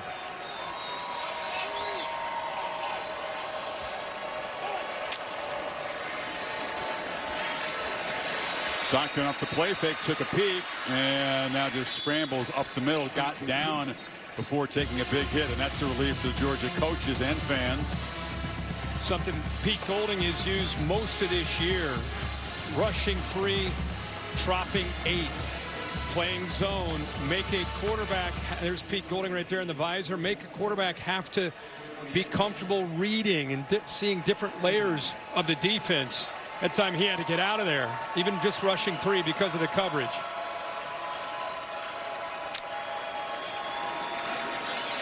Trying to escape again. And headed for the sidelines, spun out of bounds. Perkins got him, but near the marker. Third down coming up. Saw Beanbag come out because that ball came out, and it might have gone backwards. That may have affected the spot. We'll see.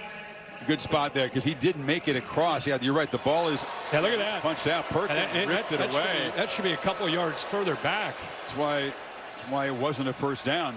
I saw Beanbag come flying out. Yeah, he's in bounds when that ball comes out. Heck of an effort there by Centurion Perkins, who's had a quiet year this year as far as production. He's been dropping a little bit more in coverage. Last year had a bunch of sacks. He has had 14 in his career, but he hasn't added to it this year. Still able to affect the game. McRae, he didn't get there. Did not get there on 3rd and 2. And now you said they can't afford to squander any opportunities. I assume you can't afford to punt it away. Yeah, and that fumble is huge, right? Because if that ball didn't get ripped out and pushed him back by a couple yards, this is first down. Now here we are after that effort by Perkins and a good job on 3rd and short. Now here we are at 4th and 1. They got to get right to that 45-yard line. Still 3rd quarter, but it feels urgent. Bowens and McRae, both big fellas in there. No! Yes! There's no way he was going to get out of that. He was stacked up, and he just broke free and dove for the first down. How do you Yes! I felt that same thing. That was a great call. The left side of the offensive line got blown up, but McRae, how physical he is. Watch the push. They just blow Georgia up. That forces, I thought that's where Chris said no, and then somehow he's able to sneak out on the back door for first down yardage. Look at those legs. They keep churning. Look at the left. Stay off the ground. He's like 245. And he's told us yesterday. He's about 3 feet off the ground. 3 inches off the ground. He's a touchdown machine throughout his career at Illinois. And now at Georgia, but again, we hadn't seen much of him in the first half, so they bring in the big hammer here, late 3rd quarter, and sheer effort. Yeah, that was Boy, it's a blown turnover up. on downs. Ole Miss did their job up front. They won the line of scrimmage, but McRae, just like we saw in Knoxville. Deshaun Womack in to replace Cam Franklin, the starting defensive end, who was hurt on that play. Final minute of this 3rd quarter.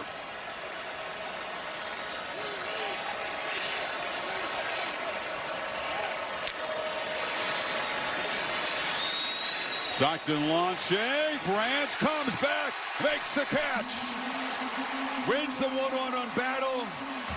Jalen Braxton didn't turn his head and see the ball. They pick up 26. Put him in a slot, throw the fade, back shoulder. Braxton, who's very talented in his first year over from Arkansas, has had a ton of injuries, and it's another college corner not locating the football and adjusting back on an underthrown football.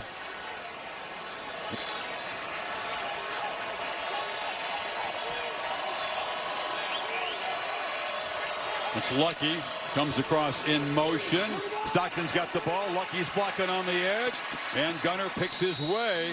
Whether it's a scramble or a design run, he's beginning to get involved as a runner now. Thought Holly was going down again, but she did a good job of backing off the line there.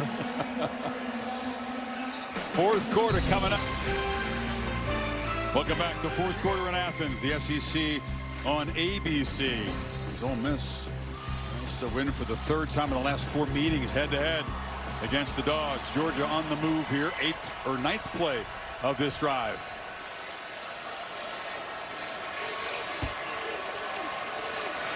McCray, big fella, gets out to the edge there. More comfortable going downhill north and south. Gushik stopped him out there. Much better job that time in the interior, forcing him to have to redirect. One of the great ways to slow down a big back like Josh McCray at 245 is make him bounce the ball. Rebels just trying to get guys off the field for this 3rd and 1, and they're going to move to 6 and move the pile. I don't know. They had 12 on the field when I it don't snapped. think he got off. No.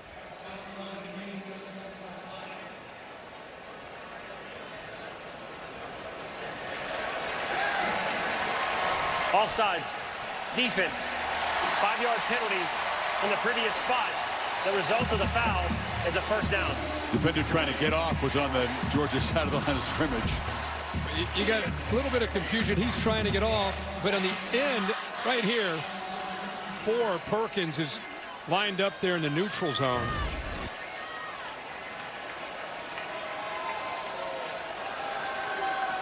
Dogs desperate need of a touchdown in the red zone here. Branch in motion. It's handed off to Frazier. Quick burst. Picks up about 8-9 yards. Now, what patience here by Micah Morris, the left guard, and the back. Watch 56. He has to be able to establish this block. So Frazier gives him time, get up to the backer, and then just gets behind him.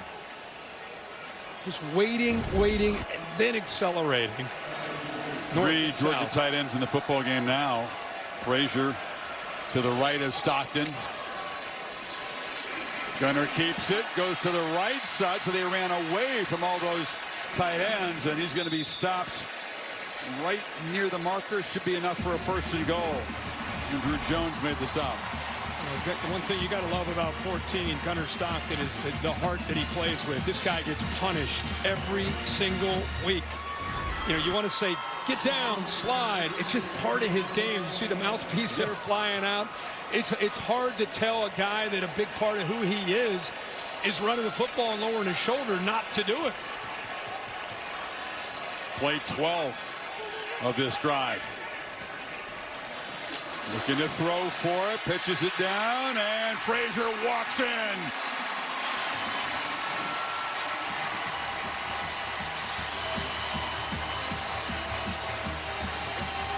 Desperately needed for the Dogs to cut into this lead, which is now 3. Now that was a great way to finish off a drive for Georgia. Don't forget the effort on 4th and 1 by Josh McCray to keep the drive alive. Without that effort, they don't score. They're stopped. Not normally a receiver. That's the first touchdown pass in his college career. He went for a touchdown. Just his 6th catch of the year. Back to a 2-point game. Go back, as we mentioned, this effort by Josh McCray needs to be remembered. 6 feet, 245 pounds. He stopped, and then he gets the first down. And then Georgia keeps the drive alive. They get in the red area, and Gunner Stockton makes a nice throw. Easy touchdown. The Dogs hanging around, down 2. How about these triple headers on ABC? Honestly, I mean, we're fans. How great is it that Vandy, LSU, Ole Miss, Georgia, and then tonight Tennessee and Alabama? It's pretty good. And the games are certainly panned out. Trinidad Chambliss, a reminder where he came from. He goes to Ferris State, didn't have a D1 offer. This is them pummeling Valdosta State to win the championship last year, made it look easy. You can see he's doing the same things, but now he's doing it against the Bulldogs in Athens. But just seeing him, watching him in those highlights at Ferris State, like you said, he's doing the same thing. The coolest thing is the composure, the poise, right? He's executing. By the way, this is a team that usually averages over 200 yards on the ground. He hadn't gotten a lot of help from his running game today. It's been all him. He's thrown for 262. Looking for more. Oh, it was Daquan Wright running down the seam. He missed him. Holly? Well, I was just listening in as Joe Judge, the quarterback coach for Ole Miss, talked to Chambliss before he took the field for this series. He said, we have to stay on schedule. We don't have to chase plays. Go out there and enjoy this. But right now, behind schedule, this is exactly what they did not want. Missed opportunity there. Wright was wide open. That was a big one. It's noisy on 2nd and 10, and it's batted down.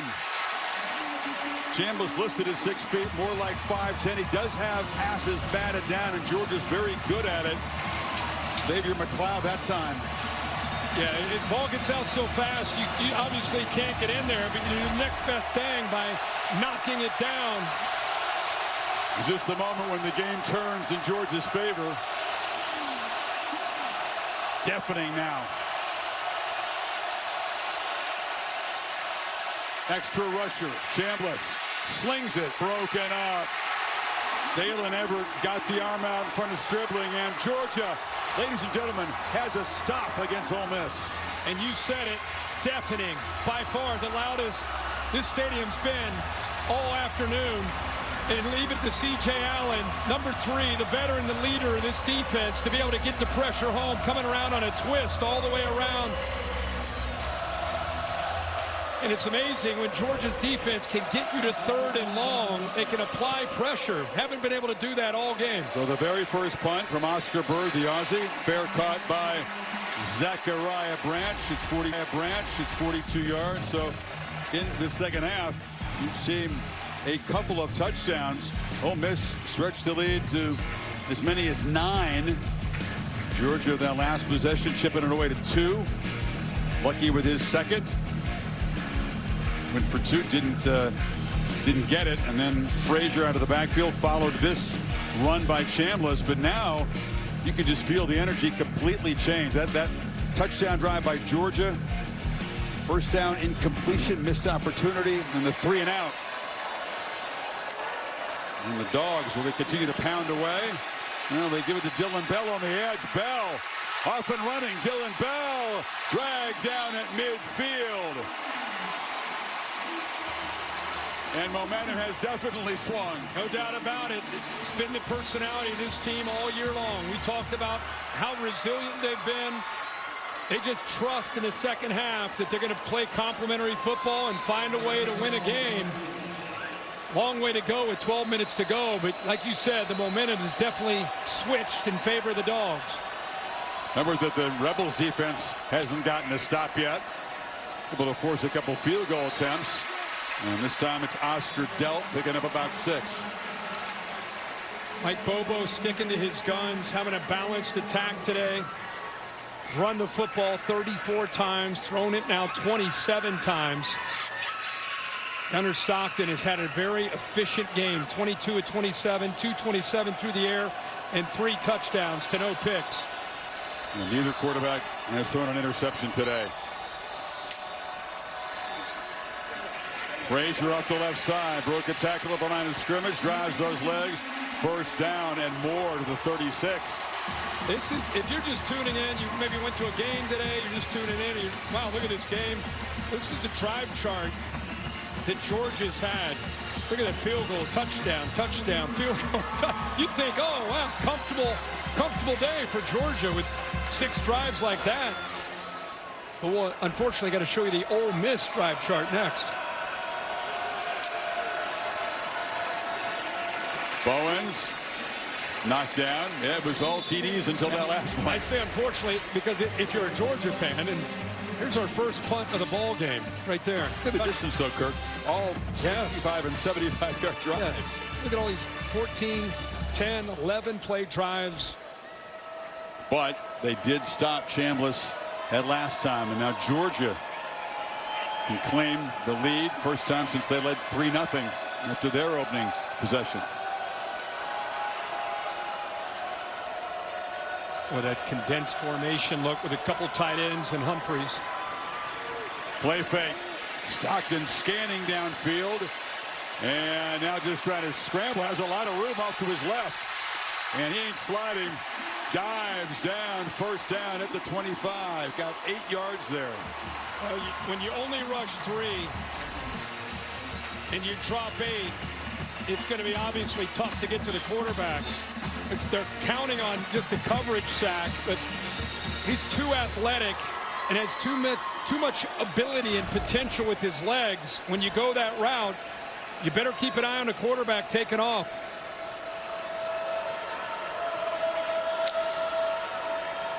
Frazier could not get the edge.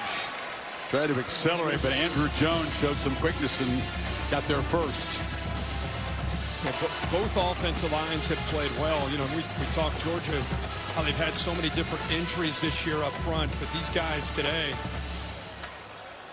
doing a good job of giving Connor Stockton time to throw, opening up some holes.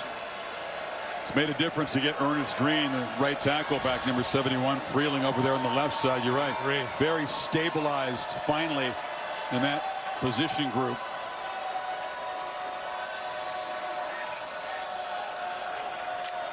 Second and 10.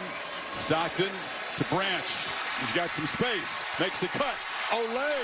And then leaps out of bounds. He'll stop and go from Zachariah. It's another first down. He's as nifty as any ball carrier or receiver in the country. When he has that ball in his hands, Dylan Bell's just taking the defense, stretching him out. Just give him a little bit of space. Makes Chris Graves Jr. miss. Like you said, a little like that Olay. And how about how quickly he accelerates coming off once he landed off that jump. Frazier motions in. First down from the 12. Frazier beginning to just push that Rebels front back on 5 more on first down. We showed you the drive chart. You wonder what it does to these defenses. How fatigued are they? Look at Ole Miss. They have hands on their hips right now. These guys are tired. They've been out there a lot. Both these defenses have been out there a lot and without a lot of success. Xavier Harris there.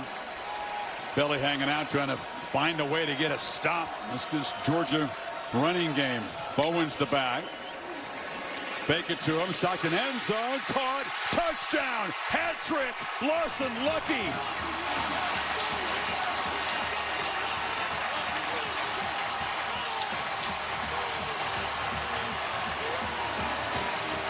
Georgia tight ends quiet most of the year. They roared to life today. How about that? 3 touchdown catches for Lucky. He didn't have one this season coming in. Incredible. Incredible. They found an opportunity to attack those second level with those tight ends. This is an RPO.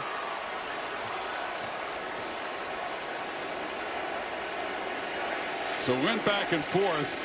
Georgia's last lead, 17-14. This is the 6th lead change of the game. Midway 4th quarter, and the margin is now 5 for the Dogs. Got an RPO. He's got Lucky off to his left here to throw it, but he's making the read off of the linebacker right here.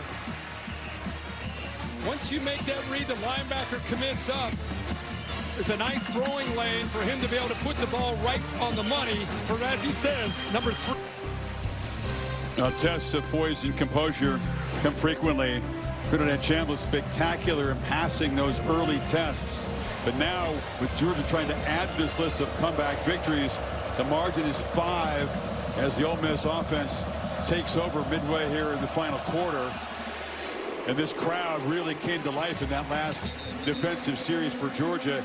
And it's a real test for him and now for this offense. Yeah, with the momentum and the way it switched with 7:29 to go, this is really the possession.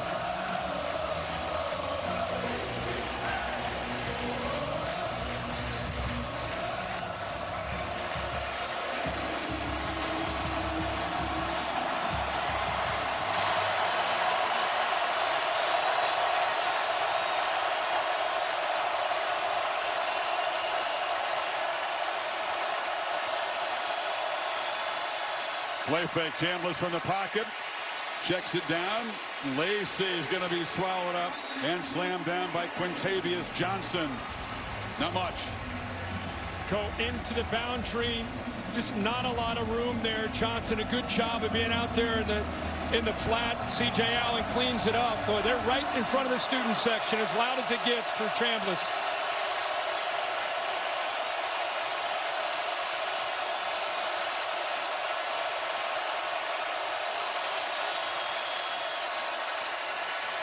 Again, checks it down, but threw a fastball high and off the hands of Lacey. He was knocked down after the throw. Quintavious Johnson made the previous play out in the flat, out in space. Follows it up with a great pass rush. We haven't seen Georgia rush the quarterback all night. They did there. 3rd and 9. Little more touch in the pass, and he had some room, had a blocker in front. Here we go, 3rd and 9.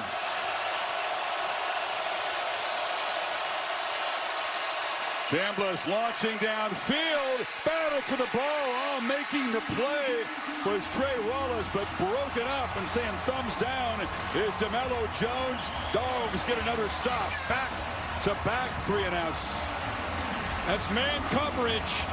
3 on 3. I'll tell you what, I don't know if Jones ever saw the ball, but I think that left hand got in there, maybe just a fingertip to get on that to knock that away. And there's the pressure again, this time Chris Cole. Rarely has he felt that pass rush. He felt it that time, hit in the back after the throw. Branch didn't field the punt. Good effort by Bird as the offie boots one down there. 64-yard boot. Rolls dead at the 10, but the Dogs up 5 get the football back with 6:32 to play between the hedges.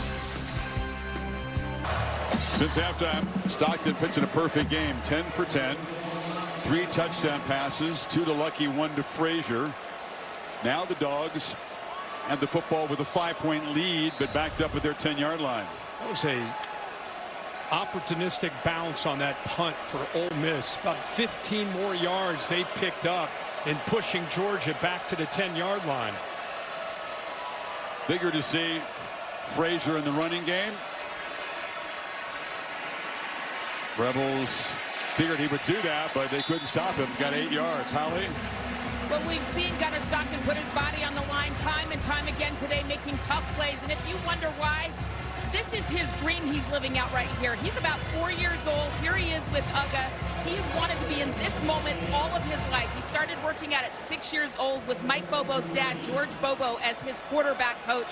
This is all coming to fruition right now. When you see him make those tough runs, it's because he wants it so bad. It's his whole life dream. That's well put, Holly. No lack of want in his game. You saw Uga, by the way, that live shot. He's up there at attention right on the doorstep of that doghouse. Sometimes he's laying down in the back. No, he's alert. He sensed momentum swing, crowd noise. Big fella's ready to roll right now. Up 5. He'd be proud of the true freshman. Dontrell Glover right now is in. You think about this. Crunch time. You got a true freshman in as they rotate bodies on that right side. 63. And right next to him, Juan Gaston, the true freshman at right tackle.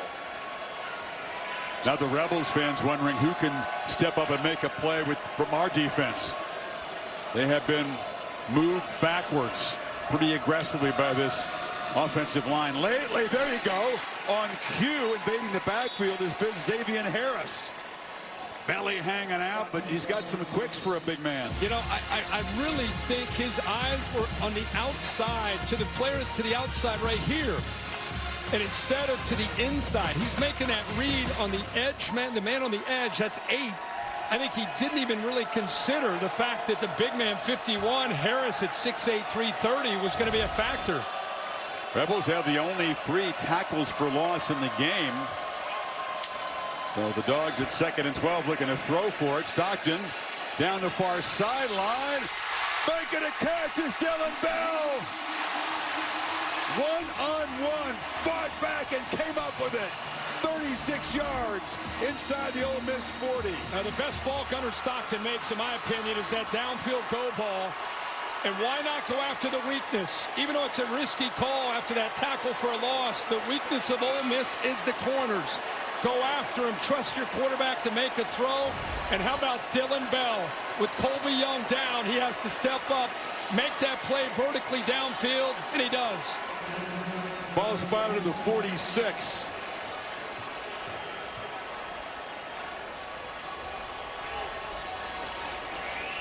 Bowens.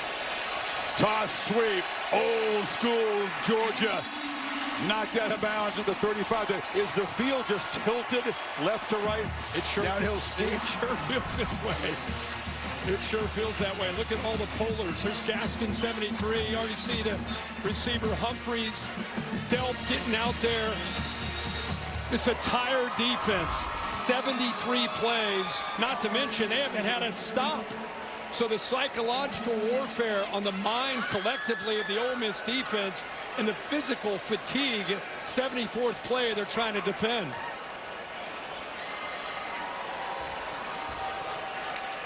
Second and length of a football, so a chance to pitch it to the ends of Branch. And Branch is going to be run out of bounds. Enough for the first down before Sage Ryan made the play. A quick run pass option instead of running it into the middle with soft cushion. Just take it, get it out to the edge. Noticing the clock now for the first time becoming a real factor inside of 3 minutes. Kiffin just desperate to get the football back. Georgia would love to just bleed this all the way out. Look how tired that defense looks. You got the 3 timeouts, you get the 2-minute timeout, and you got a tired Ole Miss defense. Desperation time for the Rebels. It's like a boxer in the 12th round. Just holding on.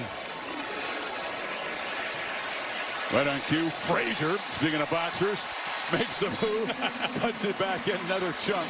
That was a 3-yard loss that turned into a 3-yard gain. That's 6 yards with 2 minutes. You know, what are we, 2:16 right now?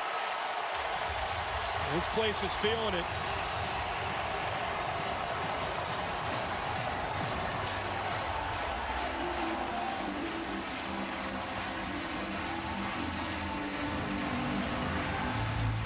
Well, Kiffin just spending a timeout to give his defense a rest, number one, but trying to figure out a way to get this football back and not be down more than 1 score. It's going to take everything that defense has to do that. The 4-6 field goal. I mean, Georgia's already looking at, with the 2-minute warning, they get another first down. They can really start to work that clock down.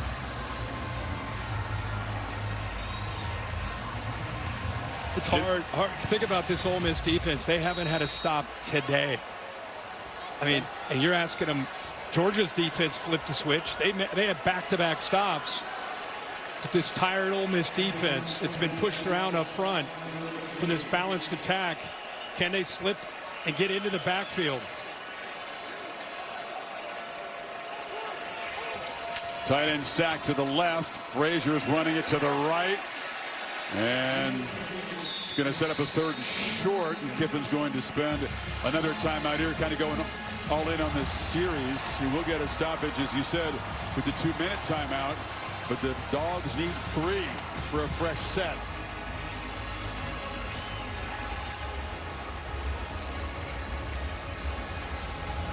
Capital One bringing you the CFB rankings coming into this game. Ohio State just quietly rolling along, crushing Wisconsin. Wow, look at this one down here. Texas Tech trails in Tempe. That is interesting. Early, Oregon down by a field goal at Rutgers. LSU. losing to Vandy, and Diego Pavia with a bounce-back game after the loss to Alabama a couple weeks ago. They had a bye week. Look at this place coming to the student section. It's one of those places where it's general admission seating for the students. They're in here an hour and a half, 2 hours before anybody else is in their seats, completely full. Such dedication and support for their Bulldogs here. Rebels need to get a stop. Georgia needs 3 to keep this punishing drive going. Frazier. No, he's going to be brought down right at the line of scrimmage. That is a big play by Andrew Jones, a backup who's played well this afternoon. And he came all the way from the other side to be able to use his speed and make this play. Georgia wasn't able to get up to him. He's right here. He works all the way across to be able to make this play. See, Georgia's offensive line, nobody can climb. They're all eaten up. Defensive line does their job. And he cleans that play up to force his 4th down. Yeah, Kiffin spent his last time out, Kirk, so he's got the 2-minute timeout in his pocket, but really has gone all in on this series. If you're Kirby Smart, do you send out the reliable Woodring? Do you make it an 8-point game? Do you keep the offense out there with a 1st down? You need 3 yards, would kill the game if you can do it. I think you go, I mean, it sounds great. Hey, let's put them out of their misery the way we played offensively. It makes sense. But I think the safe call for Kirby, you kick a field goal with a reliable kicker, you go up 8, then everything has to work perfectly for Lane Kiffin with the touchdown and a 2-pointer to send it into overtime. So I get this. It makes sense. Stockton out there to hold, as he has done since the days when he was Carson Beck's backup. Very reliable holder. Woodring reliable himself from 42 to make it 3 for 3 today and make the lead 8.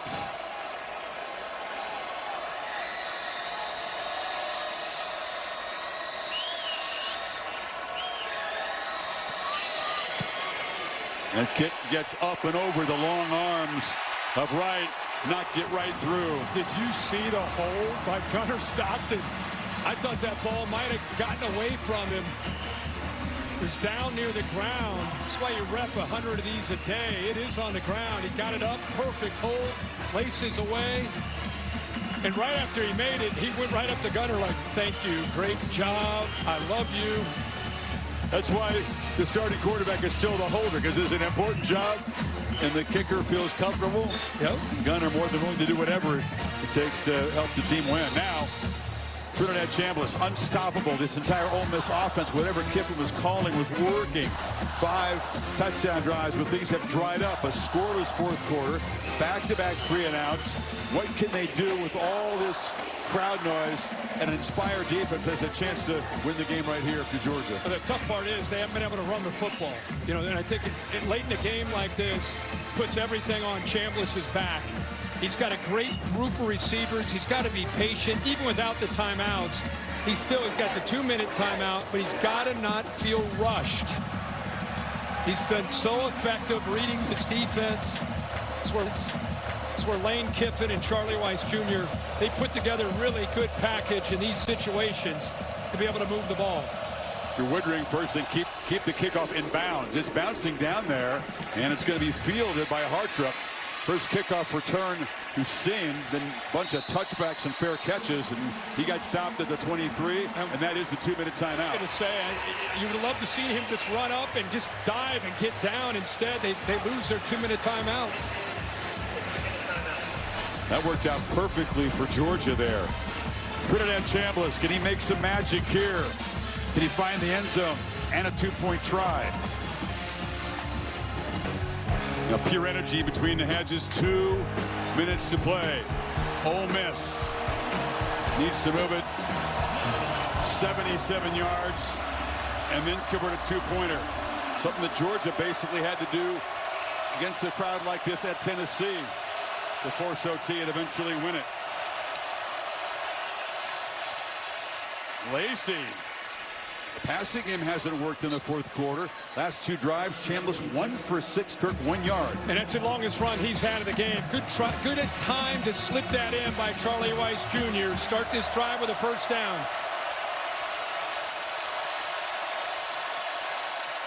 Chambliss across the middle, low and incomplete. Tried to find Wright. He's been targeted lately, but Chambliss's accuracy has dropped a little bit in this fourth quarter. It was low. Yeah, he looks like he's rushing a little bit. And also, Georgia's doing a much better job of getting after him and winning at the line of scrimmage. Even though they're not coming up with sacks, he's feeling that rush on these last few series. Not looking nearly as calm and composed as he was for the first three quarters. Pressure comes again. Chambliss trying to stay alive and now just has to throw it away. Heavy pressure. Josh Horton provided it. And they did a nice job of simulating pressure here.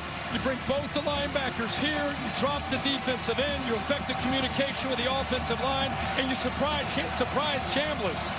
It's a guy that usually can make plays with his feet, but completely taken away with that blitz by the backers. Rebels down to 2 plays to get 10 yards.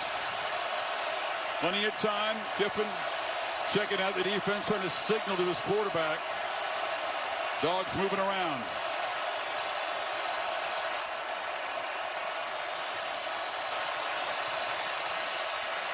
Pressure again.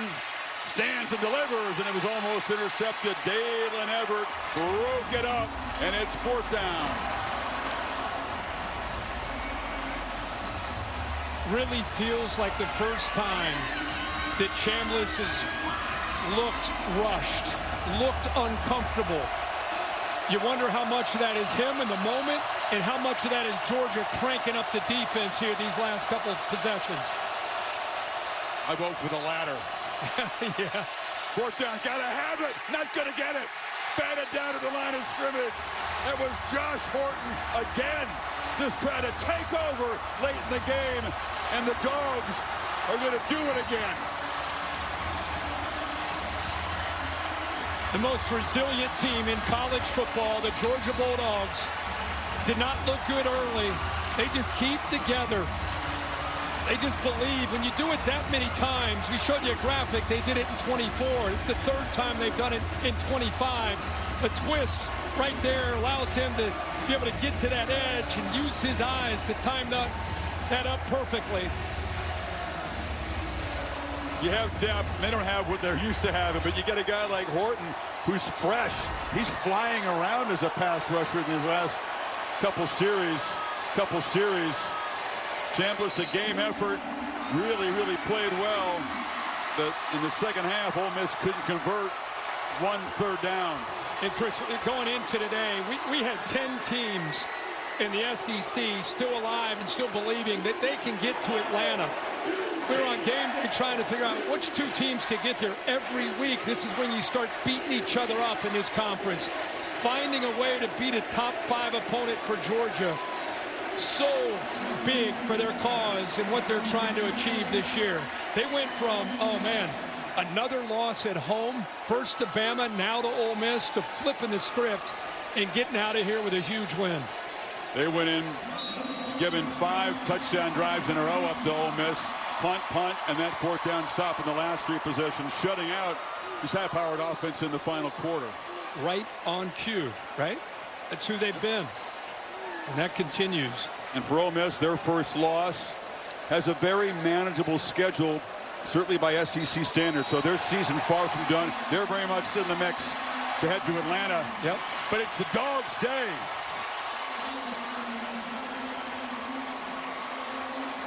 Kiffin congratulating Gunnar Stockton. Brilliant this afternoon. Mutual respect continues between these 2 guys.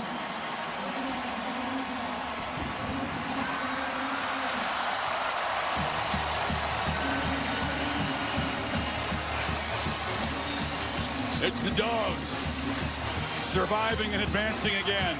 Down to Holly.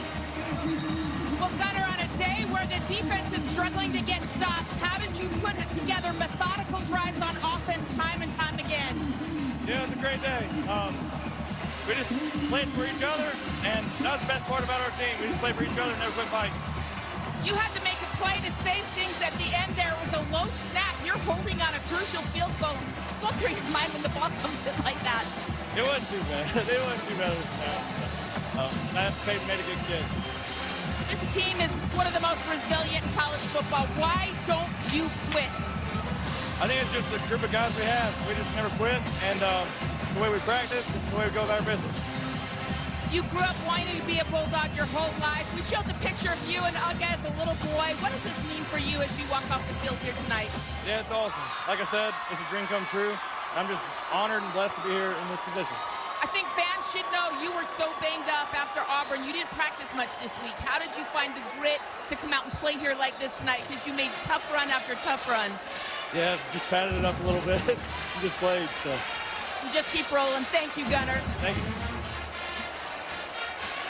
Second half, 12 for 12, 135, and the 3 touchdowns. And yeah, you don't see what happens away from the games, though. The treatment rooms, all you have to do is recover and get ready to come out and play like this. Well, this Georgia offense, they were on point the entire game. And Gunner Stockton obviously leading them, time scrambling, a lot of great throws.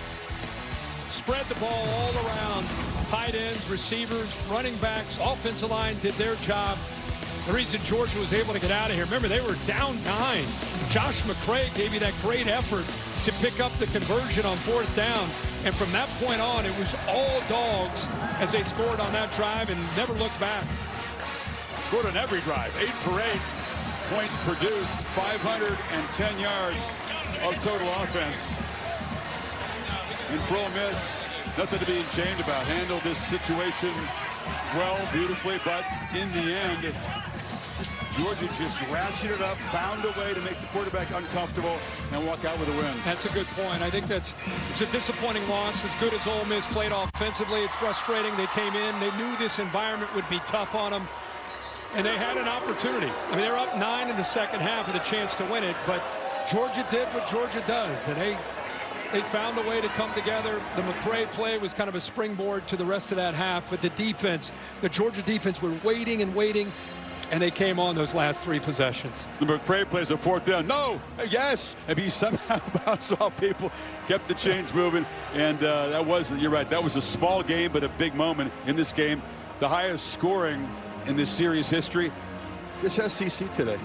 Vanderbilt, LSU, big, massive win in Nashville there. This classic, and Tennessee, Alabama coming up in Tuscaloosa. I can't wait. Get in front of a TV and saddle up and watch that one. It's going to be fun to be a fan of a night game. But this was electric. This was incredible. We love coming in here, and you got to give both teams a lot of credit for the way they battled. Yeah, it was a true pleasure. A lot of grit, as Georgia's known for. All the resilience. They got some things to fix and work out. And Kirby Smart would be the first one to say that. They've got a bye week, and they'll need it. And then what used to be called the cocktail party in Jacksonville against the Gators. What a day in the SEC. Dogs come from behind, come from 12 down to win it by 8. Bill Bonnell produced the game. Jimmy Platt directed it for our entire crew here in Athens. Holly, Bill, Kurt, Chris saying so long. Kevin Nagandi in the studio now.